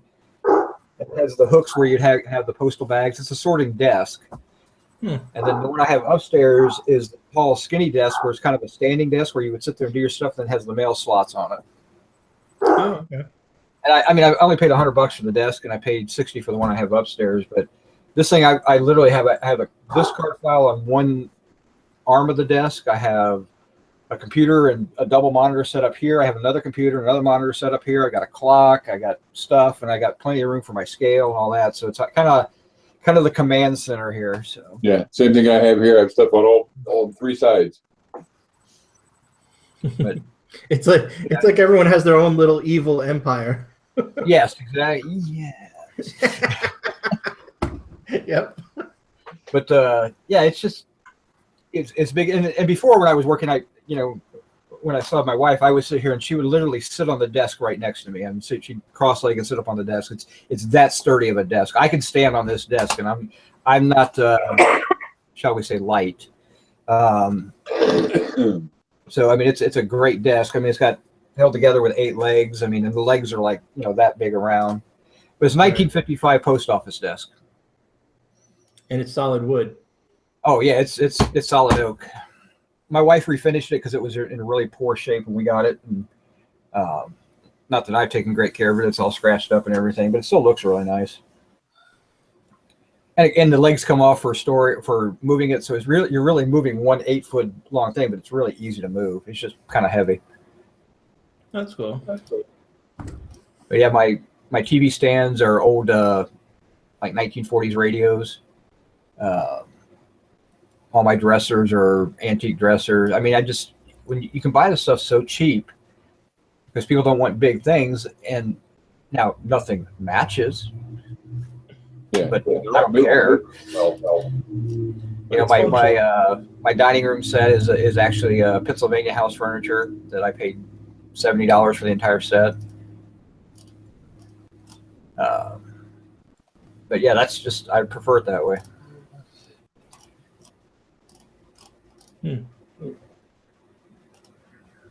That's cool. Yeah, that's the armoire behind us. It's more vintage. It's 1920s, 1930s. And I keep eBay supplies and stuff in there. I used to, for my other business, I used to have it all in there as well. When I was doing home inspections, it's got little drawers in it, so I had everything labeled up for different forms and supplies and all that. So eBay tape. I don't know. I've got actually right now there. I got a lot of books stored in there that I need to actually get listed. I got a lot of antique books in there. Oh, okay. But it's one of those things I shouldn't put inventory in there because I shut the doors and I forget about it. Outside, out of mind. Got plenty of those. Yeah, I got the big pile behind my backdrop back there as well. So. Right. And the 15 totes out in the garage, and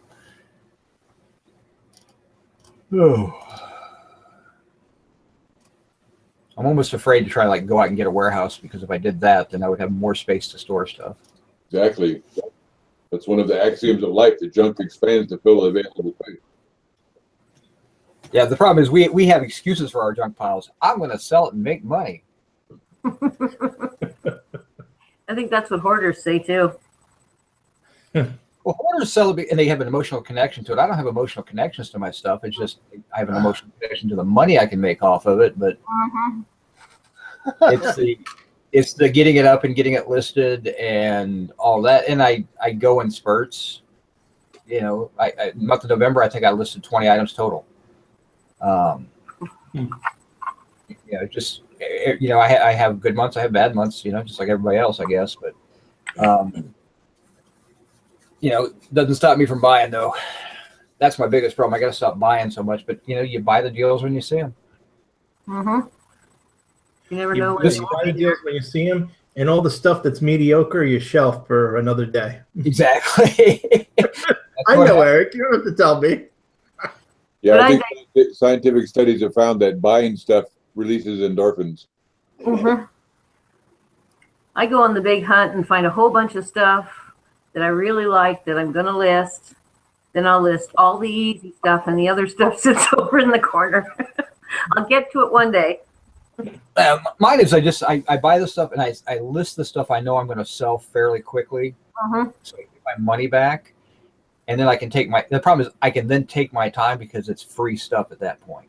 Yeah. I mean, 90% of my inventory, if someone came in and said, I want to take all this stuff away from you for free, I could do it and not be out financially a dime. Yeah. Yeah, I'm losing future profits, but I have $0 left invested in it because it's already been paid for. Mm-hmm. You know, but that's the best way to do this business is when you go out and you go to a thrift store and you buy 30 things. Hopefully, 1 or 2 pays for the entire trip. Yep. And then the rest is just gravy. But that's how you end up with 6 boxes of 24 by 24 by 24 boxes of clothing that you haven't listed yet because you've got your value out of it already. Yep. And then You you know, go so I out mean and that's buy more. Yeah. yeah. I don't use personal or household money for eBay stuff at all. No. I mean, it's a business and you need to run it that way. If you're using your household money for eBay, that's a bad thing to get used to doing. Yeah. You know, you got to budget your money, and if you don't have much money, then you spend little money on stuff until you build that inventory, that dollars up. I mean, You don't even need money though to start on eBay. You need you don't. When Sell I your crap around the house. When I started, I went through my bedroom, everything I didn't want to dust, everything that didn't fit me, everything I did was tired of looking at. I listed it. Then I went I'm through. sorry. You said something I'm not familiar with. Dust. What does that mean? Yeah. That's when you got to take the little feather thing and move it around once in a while. But that's what I did in my room. And I cleaned up everything. I wanted to go minimal. I didn't want to be looking after all. I looked after enough stuff for so long. And I just started selling room by room. And that's not even counting my husband's stuff. Because I started selling before when I had to leave work. And I said, okay, that's it. We need the money. My paycheck's not coming in anymore. The government won't pay me to look after you, but you don't want anybody else. So I started selling everything of mine. And I made close to $3,000 the first 2 months. Just by selling junk from my house. Then I paid off the fees.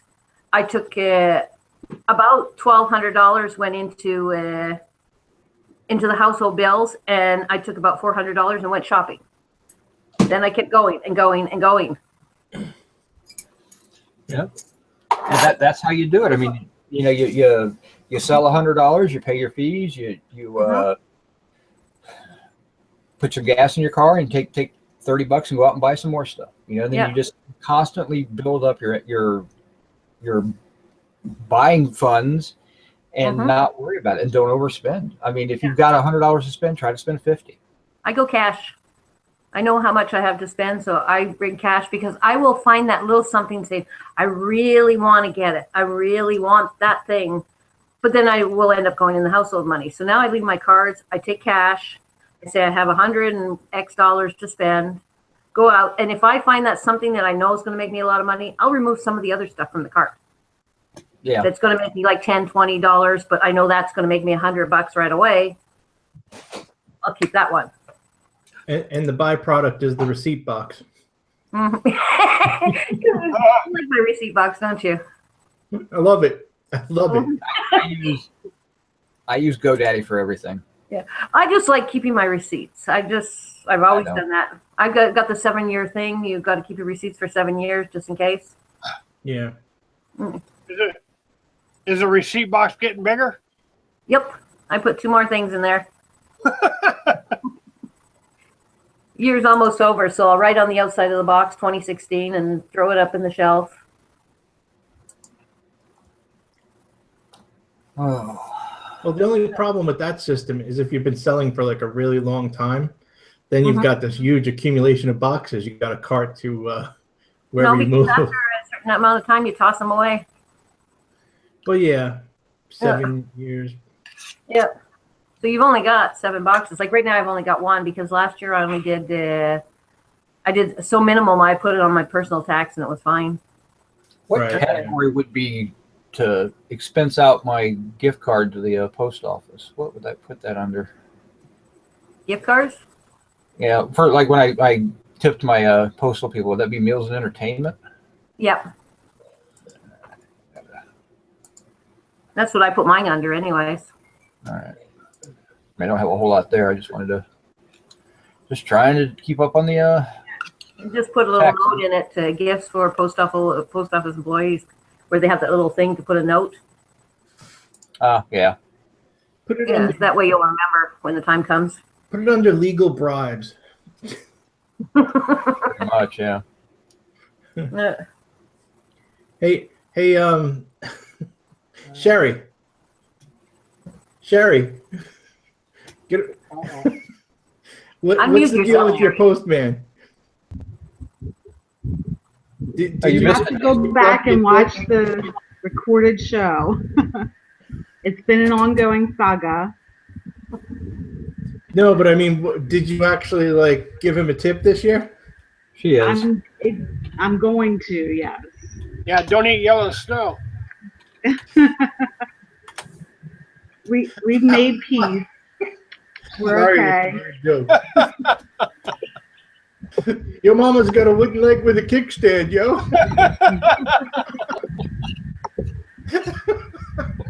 Sorry, Sherry. Terrible. So you decided to tip him? Yeah. There's a story in between there, but yeah. Oh, okay. You can fill me in later. He's got black You belt have to on. watch it. Which episode? This episode. Oh, And this last episode. About 9:30 this morning. Oh, okay. You were still sleeping. Yeah, I know. Actually, All I right. have to leave the house now, which is very upsetting. Did you leave right now? Break. Yeah, I have a break from 11 to 1 from my other job, so I gotta go get a few things done and take my packages. Okay, now remember to put the bra on.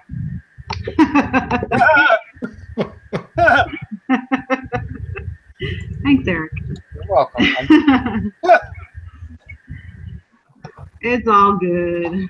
Have a good day, guys. I don't want you getting out there and start to run and then forget, you know. Okay, that's enough. Goodbye.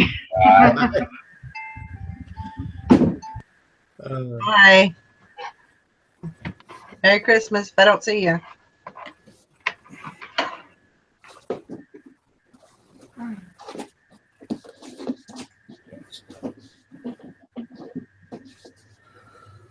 So, I guess we're at 11. Do you want to bag it? Yeah. Why she kept it live yesterday till like 3, I mean, or like 1, I guess.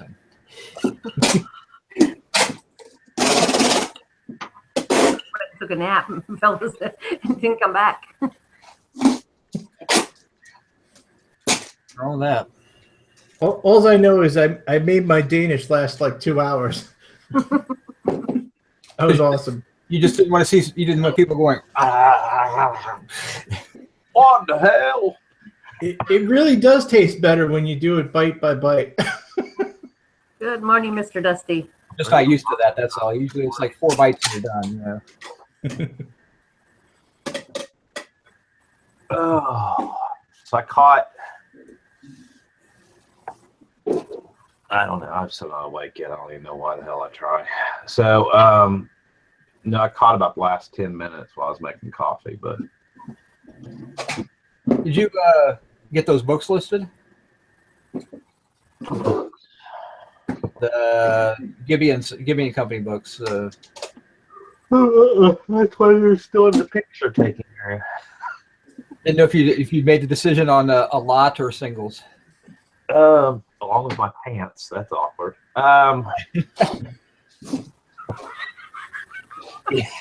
Those pants have been there for a couple of days, haven't they? And they've been worn, and then I'll like take them off because my lounge wear is like just when I'm around the house is like long underwear. But when it's really, really cold, of course, I wear long underwear underneath those. So those are kind of like my outer pants. But like, oh crap, I have to leave the house and put on pants. Right. And that's the only free space to leave them. Well, no, normally. No. Well, I had other stuff going on. Normally, I just kind of fold them and sit them down That's here. our pants on the show. This is a pants optional show. It's okay. I have sweatpants on today. You want to see? Pants on, you're good to go. I have We sweatpants. want you to wear pants. Because there's always that chance that you could stand up by accident and then give a Well, free I'm not show. really worried about somebody seeing me in my underwear, except for you may go blind, but that's not my problem. I don't really care. Well, first of all, I mean, I wear briefs, so it looks like I'm wearing shorts. Yeah, that's me too. I mean, it's not like I'm wearing, high and tight jockey Speedo style or anything like that. Eric in a Speedo. You're like a rubber band on a beach ball. I mean, come on. Oh, wait, Eric, I could totally see you in that, like, Borat outfit. Are we really discussing our underwear? I don't know. Not really. We're discussing your underwear. I have a long underwear, but they're those type. They're like the thermal base layers or whatever that like it's healthy people wear. So they look like tights. You're wearing Like I'm just wandering around. It's not even 30 degrees there. Huh? You're wearing thermal underwear, and it's getting down to what, in the 30s right now? It's cold in the morning. We're going to 60 tomorrow here. Let's see. Hold on. AccuWeather. It's 48 degrees right now. So yeah, actually today's gonna be decent. High of 60. Start that fireplace, Dusty. No, it's too warm. Ain't too warm. Tomorrow's 62. 72 on Christmas. Oh, hell no. Send that this way. It's supposed to be 58 on, like 40 something on Christmas Day, but 58 on the Monday afterwards. Not here. Oh, that changes. We'll see. I want all this snow gone by Christmas.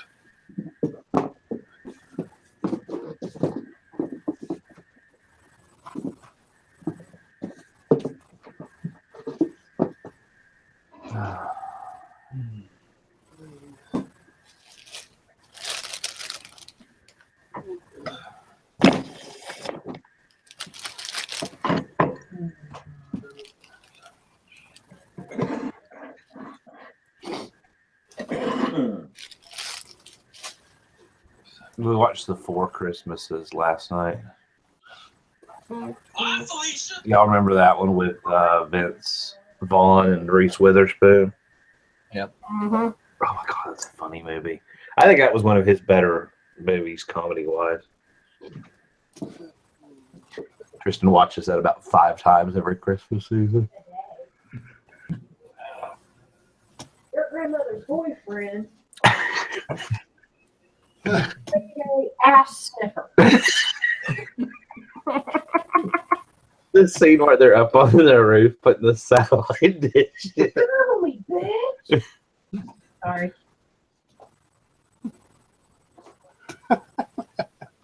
Oh god! All right, who has packages? Packages shipped today. A couple, that's it.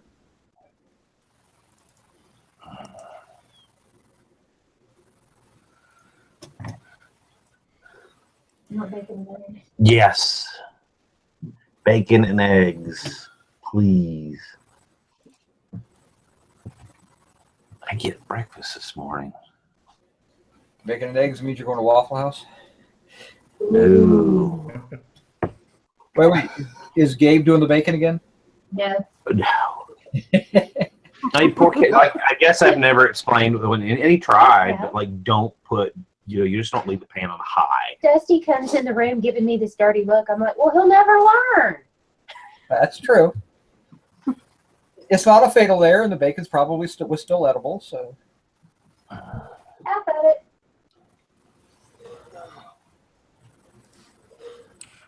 Burnt bacon is the best. No, this was more like blackened. Black. Oh, I would have eaten it.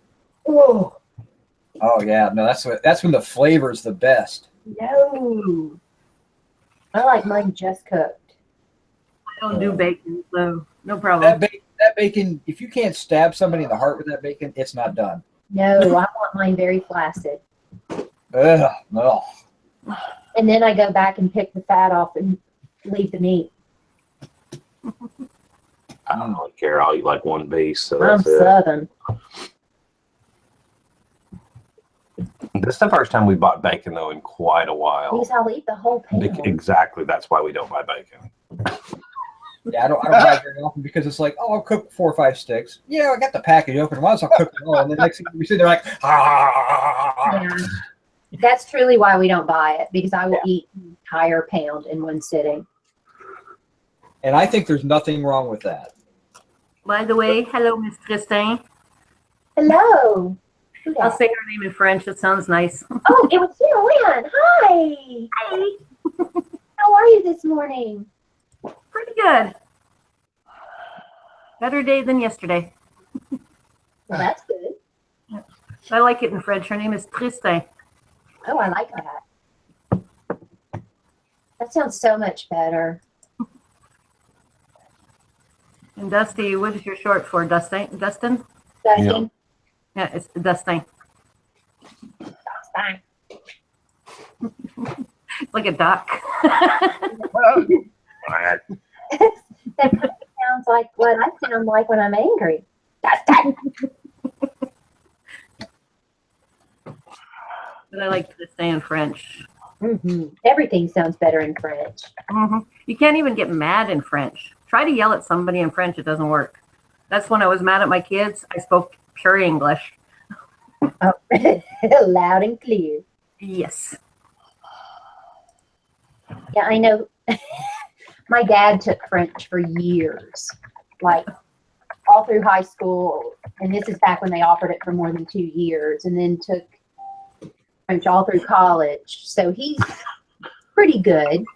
And I learned all the bad words in French. The other day, I said something, and he just looked at me, and he said, "It still counts if it's in another language." I'm like, but it sounds prettier. But the French words are, they swear and they use church. It sings of church. The tabernacle is the tabernacle. Calice is the chalice. Esti is the bread. Oh, wow. So they don't really, swearing is not swearing. Okay, I'm going to make breakfast. I ended up taking Latin. Let me tell you, that was so useful in today's world. Oh, yeah. Gabriel wants to take Latin. He's one of those, he wants to know why and how. And we were watching or talking about something. What are you laughing at? And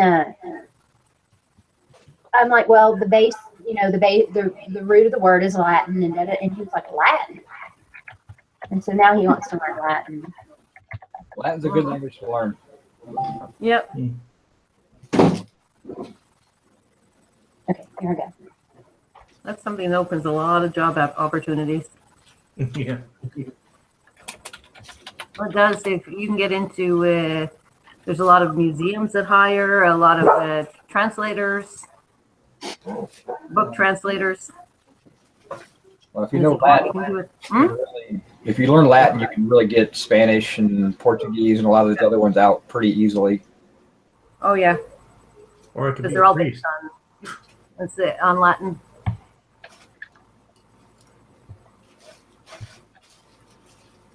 Don't get me wrong. I failed it miserably. I know 0 Latin.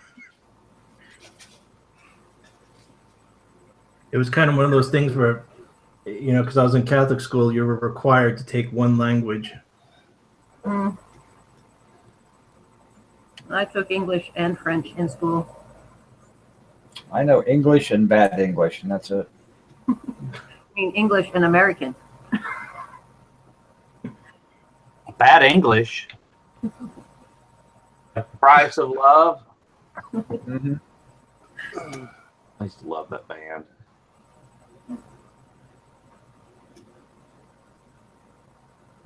Copy. They're one hit wonder. Or they have 2 hits. No, Bad English had.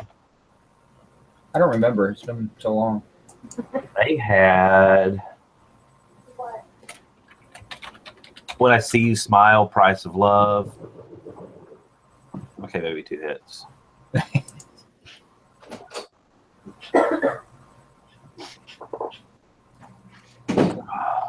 had enough to do a greatest hits album. Forget Me Not, When I See You Smile, Price of Love. Those are the 2 biggest hits. Heaven is a 4-letter word. Possession, Straight to Your Heart. Time Stood Still. That's it. That's their hits. Mail's here. Jordan must be having so much fun in Mexico. I was reading this thing. He says there's no air conditioning and the phone doesn't work. And the doors don't lock. I think he did an all inclusive, and those are kind of can be intermittent. Especially when it seems like, oh dear God. Especially when it seems like the sorry, Eric. Especially when it seems like the deal's too good to be true, kind of thing. My little brother did that on his honeymoon, on his trial run, and ended up in a place that was like that. He's like, well, next time I'll go through a travel agent, but it was like no air conditioning, no whatever. I mean, the big all-inclusives that are like the big names, I mean, they're usually fine, but yeah, it's. I wonder if it's like maybe even like a hostel where you have to like share the bathroom with like all the other people. That would bother me. I would never. I couldn't do that. Yeah. I don't know how people do that, but like we used to do bed and breakfast. We haven't done any really in we haven't gone anywhere in years. But hold on, I'm trying to find the show chat. But that was always like my first thing. Like number one.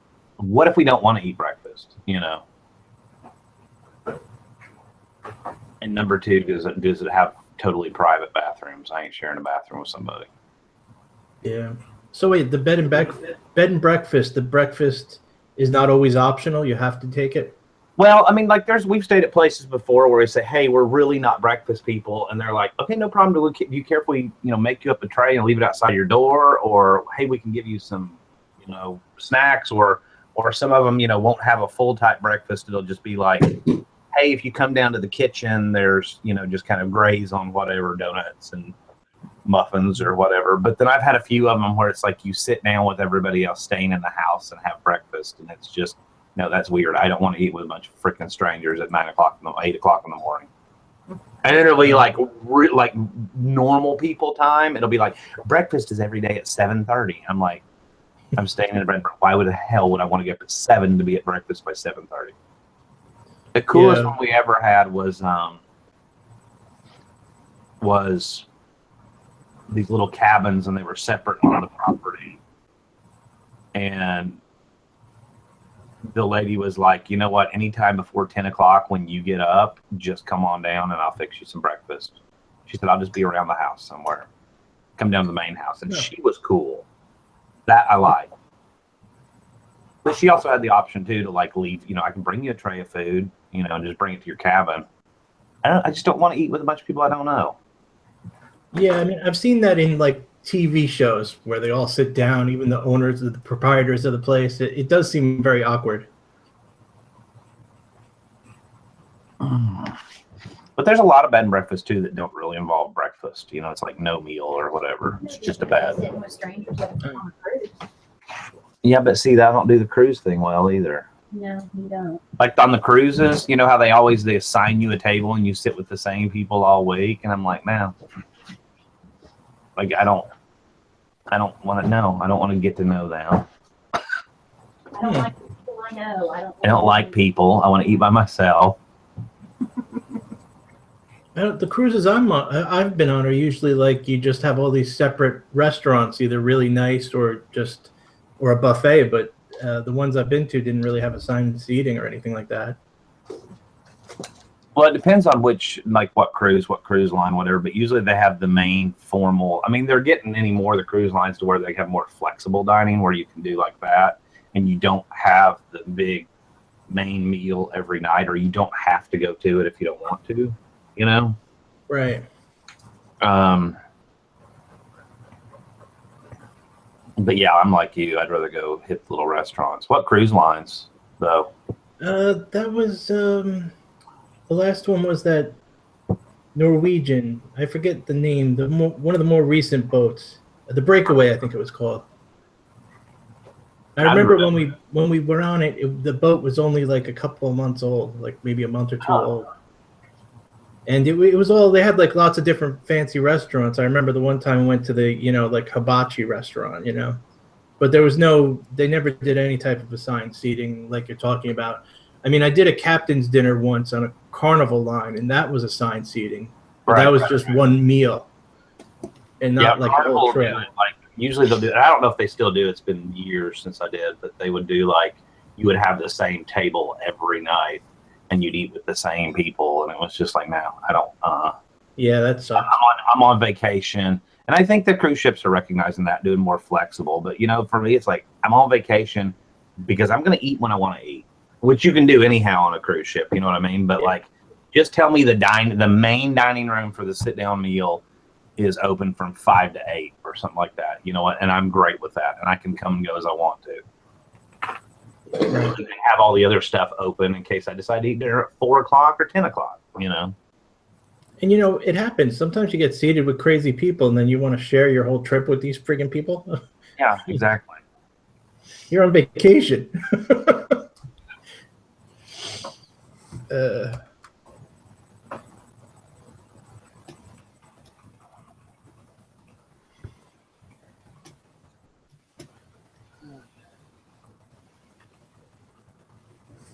Sitting there talking, and isn't the whole point behind a cruise kind of the float and eat? Mm-hmm. And drink. Float, eat, shuffleboard.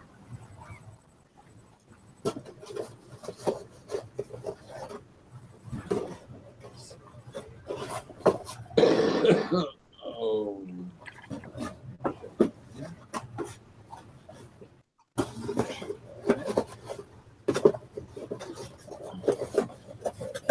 And get naked with Kate Winslet.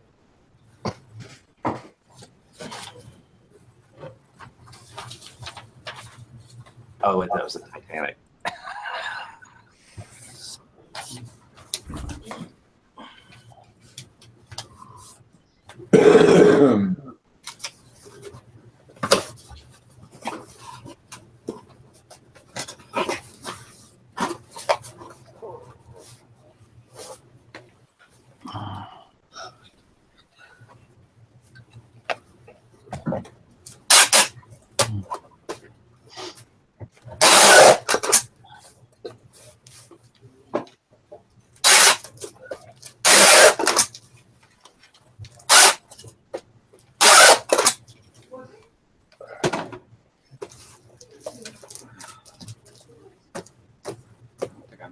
I think it's over a pound.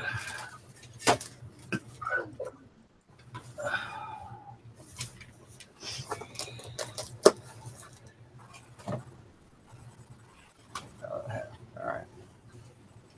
Big deal. Let's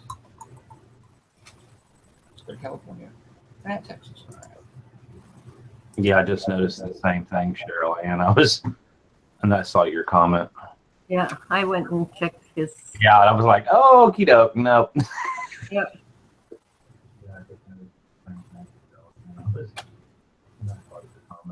How did my thing get unmuted? Oh. What? I don't You're know. living your life. You're unmuted. It was mine. Baby, where are my eggs? You might be wearing. Listen to that. I figured she got What sidetracked. about her legs? What's the bacon? Is the bacon? How are you doing the bacon? In the oven? What the hell is How the restaurants do it in bulk. It's going to be 11 o'clock. We got 2 cast iron skillets sitting on the stove. Yeah, Come on now, you're asking the wrong question. Is where's my dang sandwich? Where's my dang sandwich? Oh my God. She gonna come in here and hit you. That's what I do to Jim Bennett's wife. Whenever he's in because he always has his earbuds in and she can't hear anything. And I'll be like, ask her where your damn sandwich is. He's like, no, I'm not gonna do that. And she'll be like, what? You're not gonna do what? You're not gonna do what? I'm like, now you gotta tell her. He's like, Dusty wants to know where his sandwich is, and I hear her go, you know what? You tell him.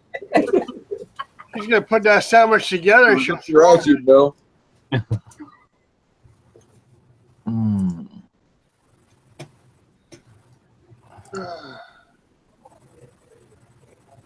You see a sandwich come flying through the door. Here's your damn sandwich. Right. Flat, right on the side of the head. Yeah, but the point is, she made the sandwich.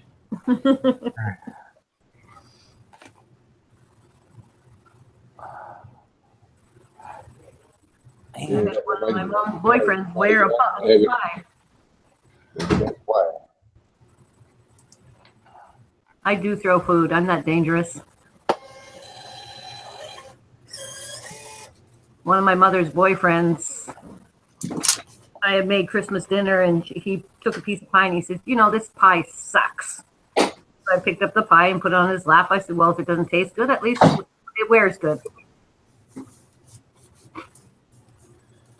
My mother cussed me out for an hour after. I said, well, he sucks. He's not a great boyfriend. He's an ass. 2 months later, she agreed with me. Shipping's done. By the way, if anyone's on Wells Fargo, if you do an account review this week or so, you get a free plush pony. Oh, Isn't cute. it cute? Awesome. You I gonna want sell them at Wells Fargo. get a free plush pony and 17 new credit card accounts. Cool. Hey man, I would take whatever I could get. It was so funny. I'm sitting there and I see like all these little ponies like mounted all over the place. I'm like, what do I got to do to get a pony? I'm like a little child. I gotta get one of those damn Scotty peelers. Get these price stickers off. I hear those things are good. You know I- what? Say what? Say what now? Somebody's go first. What do I have a standoff now? So one of the plush ponies just sold for like 60. They're going for about $60-something. You couldn't negotiate for more than one. I'm not giving up my pony. I don't care. I want that pony. Make sure you keep it in the barn now.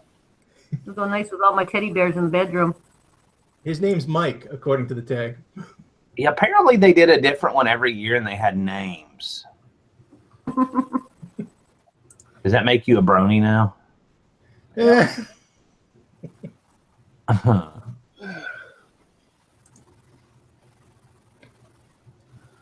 All right, cool. We're still live. Awesome. Oh, we are? Oh, yeah. Yeah, I just looked up there and noticed that we're still live. I'm like, oh, cool. I thought we ended it a while ago. Oh, well. So did I, but apparently not. That's all right. We have nothing to hide here. No, I know we're live. I Uh, figured I'd let Dusty get a couple of words in before I turned it Yeah, off. I have a bad habit of showing up at the last minute and kind of making it go over, but thank you for that. And I do still have pants on.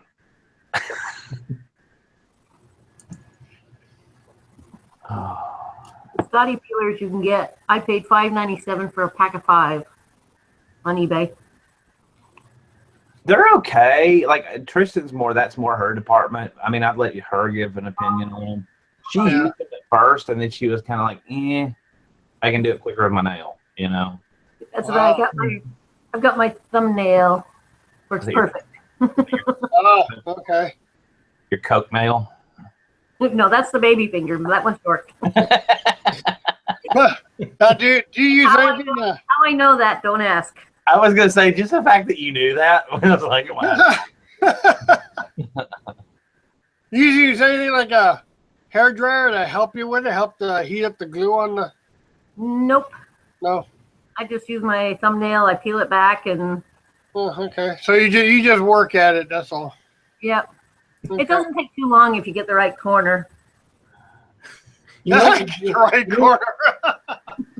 you know what you do, Larry? You mix a little cup of bleach and ammonia. Sure. Sure. That'll do real good on plastic also, huh? I can't believe I just said that. The other thing I use, if it's not paper, is that Goof Off. I heard that stuff sucks. I use it all the time. I love it. Yeah, me too, actually. That's good Yeah. stuff. You can get the cloth ones too. I get a lot of it because if you go on coupons.com, I'm a couponer, of course. There's $2 off coupons, and they sell at Walmart for $2.97. So you're paying 97 cents a container. Now, what about plastic? Won't that stuff hurt plastic? Nope. Oh, okay. So far, I've had no problem with any plastic I've used. The only thing you don't use it on is paper.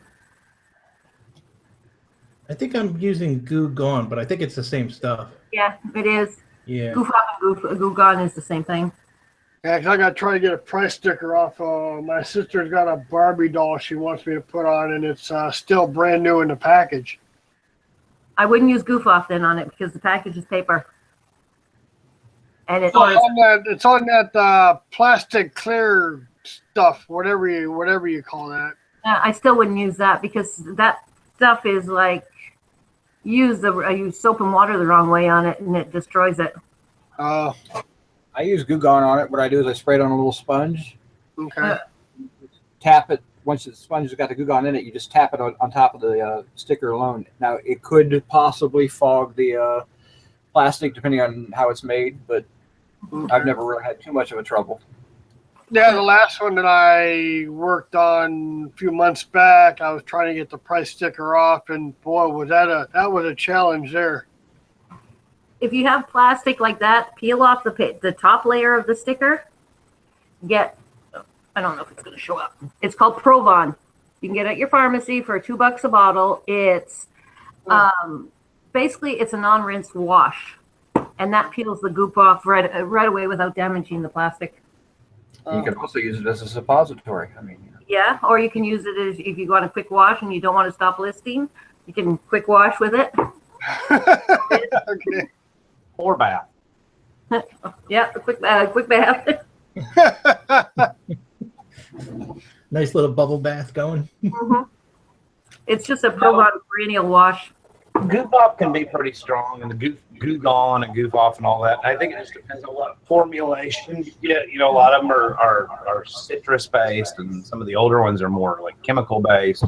Yeah. Even like the magic erasers that everybody loves. If you scrub too hard with one of those, you'll take the finish off stuff. I use the good wipes that I found in the clearance. Like, I think this is my last container. Like 3 years ago at Walmart for $1 a piece.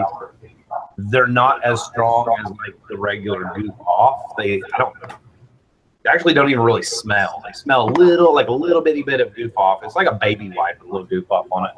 And I like those because they're not strong. But as far as like the bottles of chemical and stuff, I think there's one of those right here. Those can sometimes be a lot different. This one's called Goo Gone. I think I sold a bunch of these a couple of years ago. This one's more orange based. Yeah, that's what I'm using. So the orange based stuff isn't really gonna sometimes not be as hard on that plastic.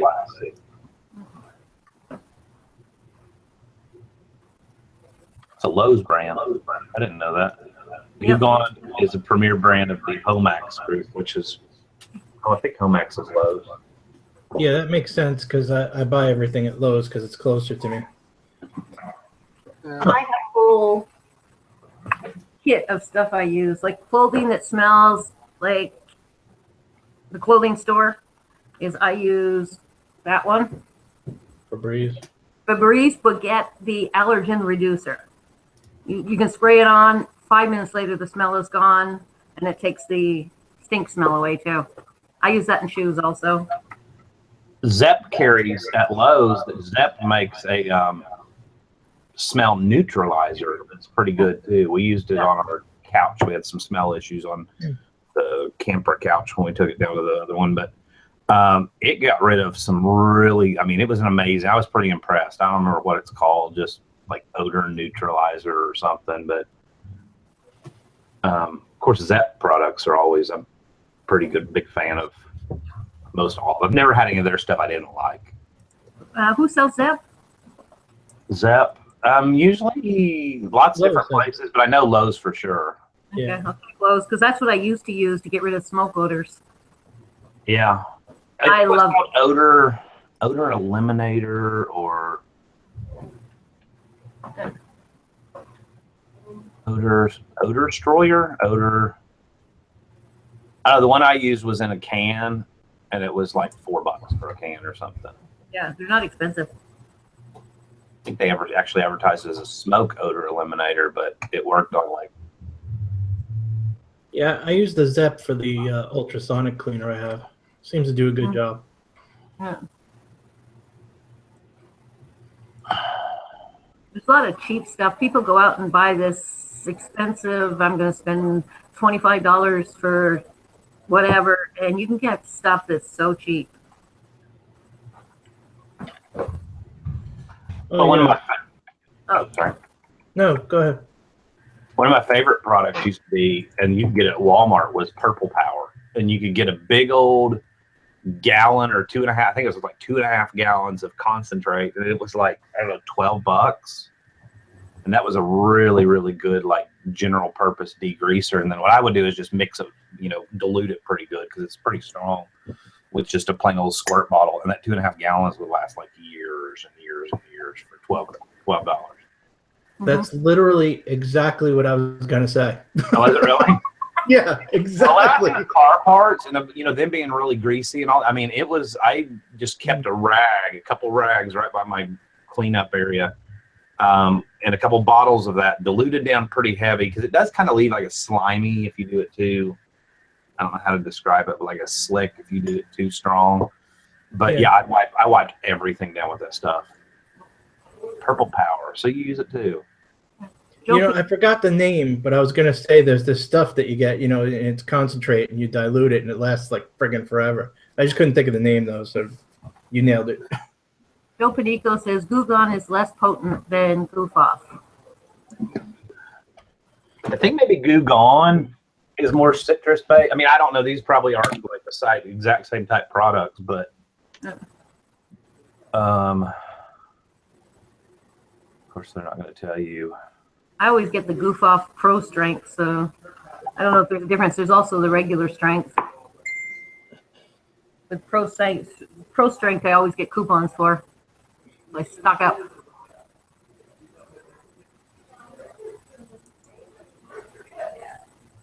They both seem to say something about 20% VOC compliant. I don't know what VOC means. It sounds like an Eric question. VOCs are the off-gassing of chemicals. Oh, so I can't get high off my Goo-Gone. No, it's the stuff that makes a lot of people sick. It's that when you lay down new carpet, that smell you get from new carpet.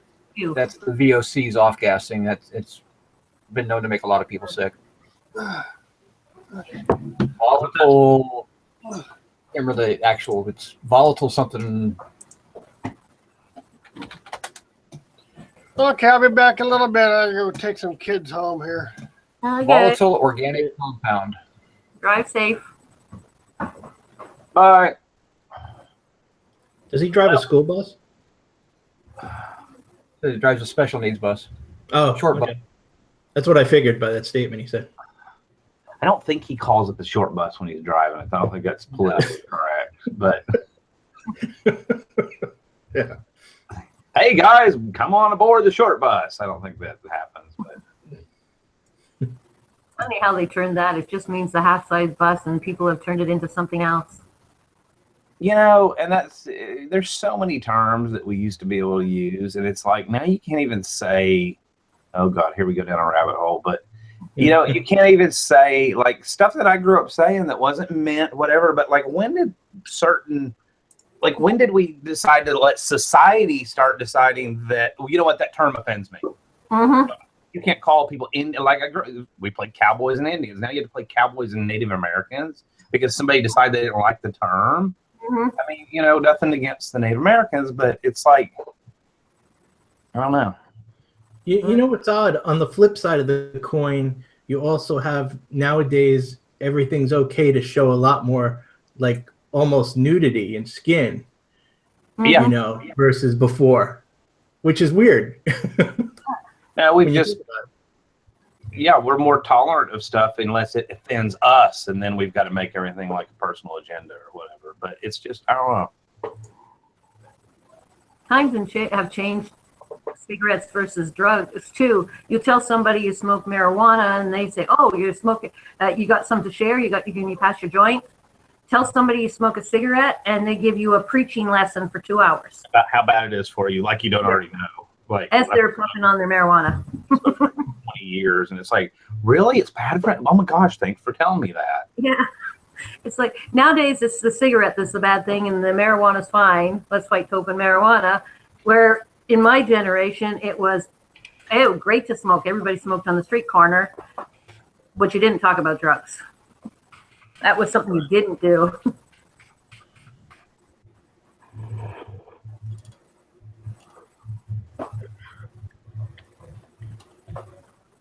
Yes, I did all that stuff.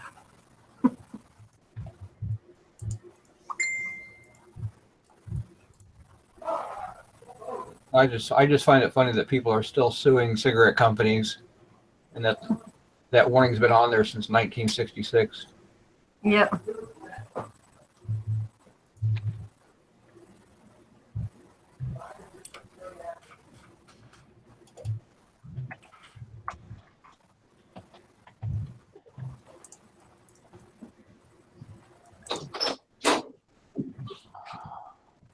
I'll be right back.